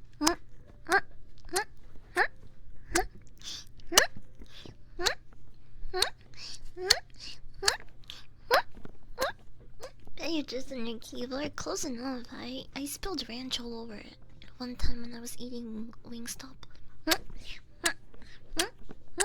So, not really my cum, but it was definitely a white sticky substance.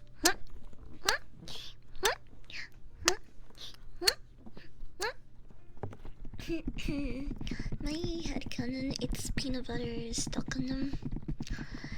I personally get you. Hit me up with the P.O. Box, I'll personally get you a meal. That's what Tron is for. P.O. Box too expensive. Okay, but my final thoughts on the movie Demons, 1971. The movie has a rating of. Can you guys see it? No, you can't. You can't see it. Hold on. Brother, are you for real? Are you for real? I zoomed out and you still can't fucking see the rating.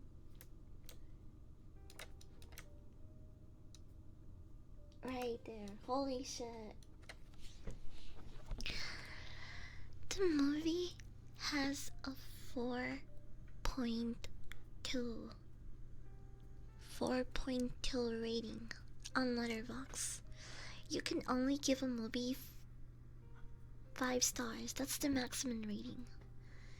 So by having a 4.2 rating, the fans in this website are pretty much saying that it's a nearly perfect movie, right? Because the 5-star rating, that's perfect. But 4 stars, that's near perfection. Do I think it deserves this rating? No, I don't think so. I'm sorry. It's like a 3.5 star movie at most. You know what? To balance the scale, I'm gonna rate it 3 stars. Okay? I believe that the majority of the people that gave it 4 to 5 stars are Western viewers who want to glaze Japan and Japanese media. This is them, basically. This is them. These are the people that reviewed this movie.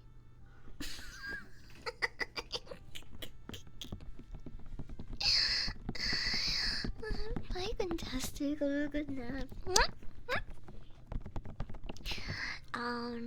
So while I do agree that this movie is a fun watch, I was invested. I wanted to know what happened next. The bad things about it are how predictable it is, how sometimes it seems to drag out. And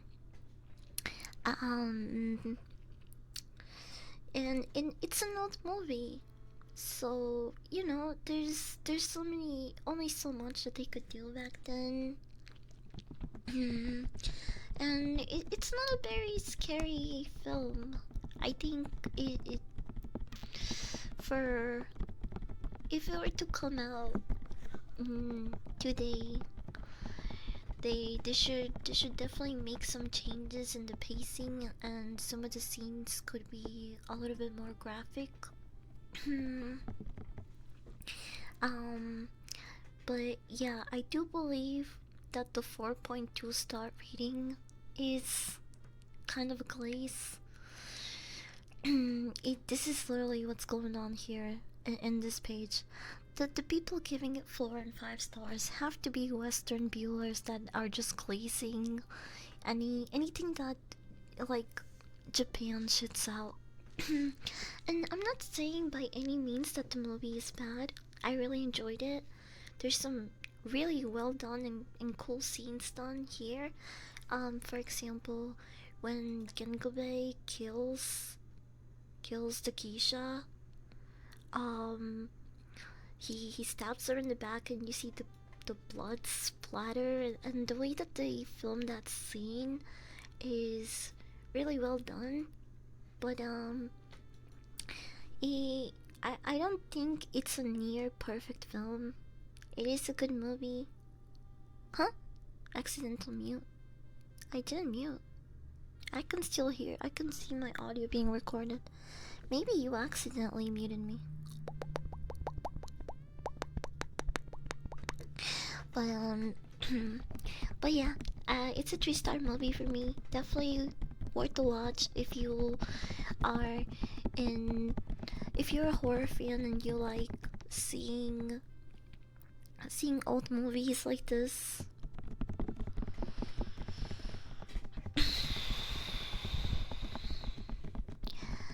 Are you some? Are you saying viewers of blurs? I have no idea. You mean buyers? What? The point of what I'm trying to say is that don't trust the ratings. I feel like definitely the glaze and the rating of this movie kind of gave me higher expectations. This is why sometimes I don't like to like look at the trailers or watch or see the ratings of certain movies because they get my expectations way too high, and then I'm just not satisfied because I expected certain things, I guess. But again, to be fair, this is a 1971 film. There are some really cool scenes. The plot is interesting, even though it can be a bit predictable. Um, so I would recommend it to people that are really into horror films, especially Japanese horror films. uh, yeah, I liked it, but it is definitely getting some sort of Western Bueller glaze for some reason. I don't think it's a 4.2 movie, but a good movie nonetheless. The 1941 version of 45 running, not the Keanu version from 2013. Huh? Wait. The movie, apparently Gangove was supposed to be the 48th Ronin, but this happened to him instead. I had no idea. 47 Ronin. Wait, what? That's really cool. Have you watched Lake Mungo? I have not. Hi, Mr. Blizzard, and hi, Jacket. Welcome in. Lake Mungo. Hold on, you guys are naming all these movies. I'm gonna add them to my watch list. 47 Ronin. I remember hearing about it though. Probably the newer version with Keanu. The 47 Ronin, 1941. Eh. Huh. 3.8. So this is an older movie than the one I just watched. I'll put it on my watch list. You know, just for the sake of it. I, I wouldn't mind watching the Keanu one, but look at the rating. It's so bad. Just because he has Keanu Reeves in it, though, I feel like I would still give it a shot. I would still give it a shot, actually. Like Mungo. Let me look that one up. Like Mungo. 2008. In 2008, Alice Palmer died. Her nightmare didn't. After 16-year-old Alice Palmer drowns at a local dam, her family experienced a series of strange and inexplicable events centered in and around their home. Unsettled, the Palmers seek the help of a psychic and parapsychologist parapsychologist who discovers that Alice led a secret double life. At Lake Mungo, Alice's secret past emerges. 3.4. It has a decent rating. Rosie Taylor, David Pledger, Martin Sharp, Tanya, Cameron, Stotcha, Yuri Roberts. I don't know if I really recognize any of these names. I'll add it on my watch list though. Thank you for the suggestion. Thank you. I wasn't there to tell you, balls. Wait, the Baltimore redeem doesn't work right now. I just realized I forgot to open up the program when I started stream. Whoops, my bad. But I think next time I'll watch something a little bit more lighthearted. I think I'll be watching Black Klansman.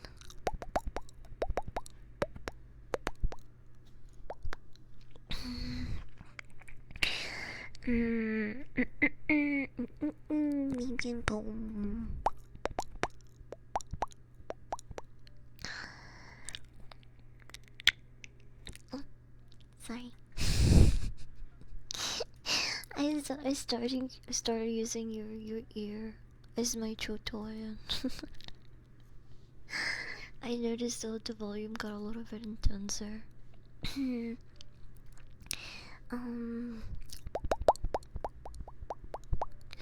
I was looking for some stream to sync up because I wanna start wrapping up stream before this becomes a 3-hour stream like yesterday.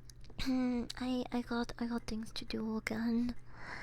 I gotta bake some more pine cones. I gotta make dinner. I haven't eaten lunch, even though I did have a big breakfast.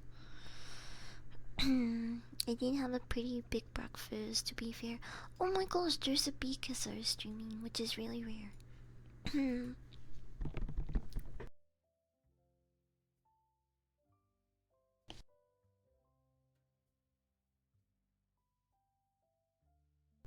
You want heartbeats? Okay, okay.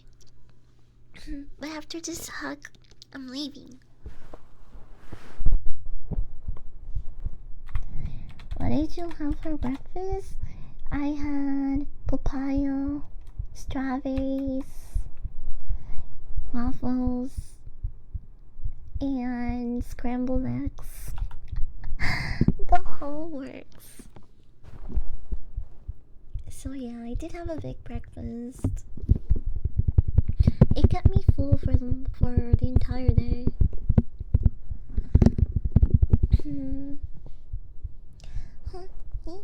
Found out I have superpowers.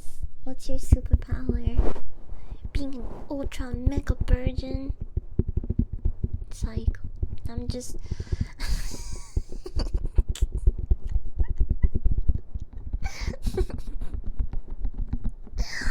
I'm just rage baiting.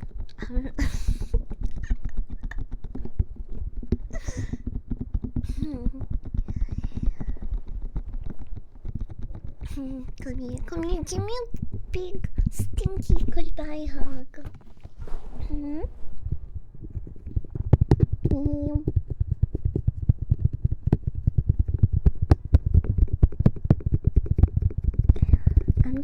I'm just projecting. Bye everyone. Have a good rest of your day. I'm doing layered ASMR tomorrow. It's a little bit earlier. I believe 2 p.m. East. So I know some of you probably can make it, but I'll see you when I see you. Bye everyone, I love you. Say hi to Vixen for me. She's really cool. She's a bee kisser.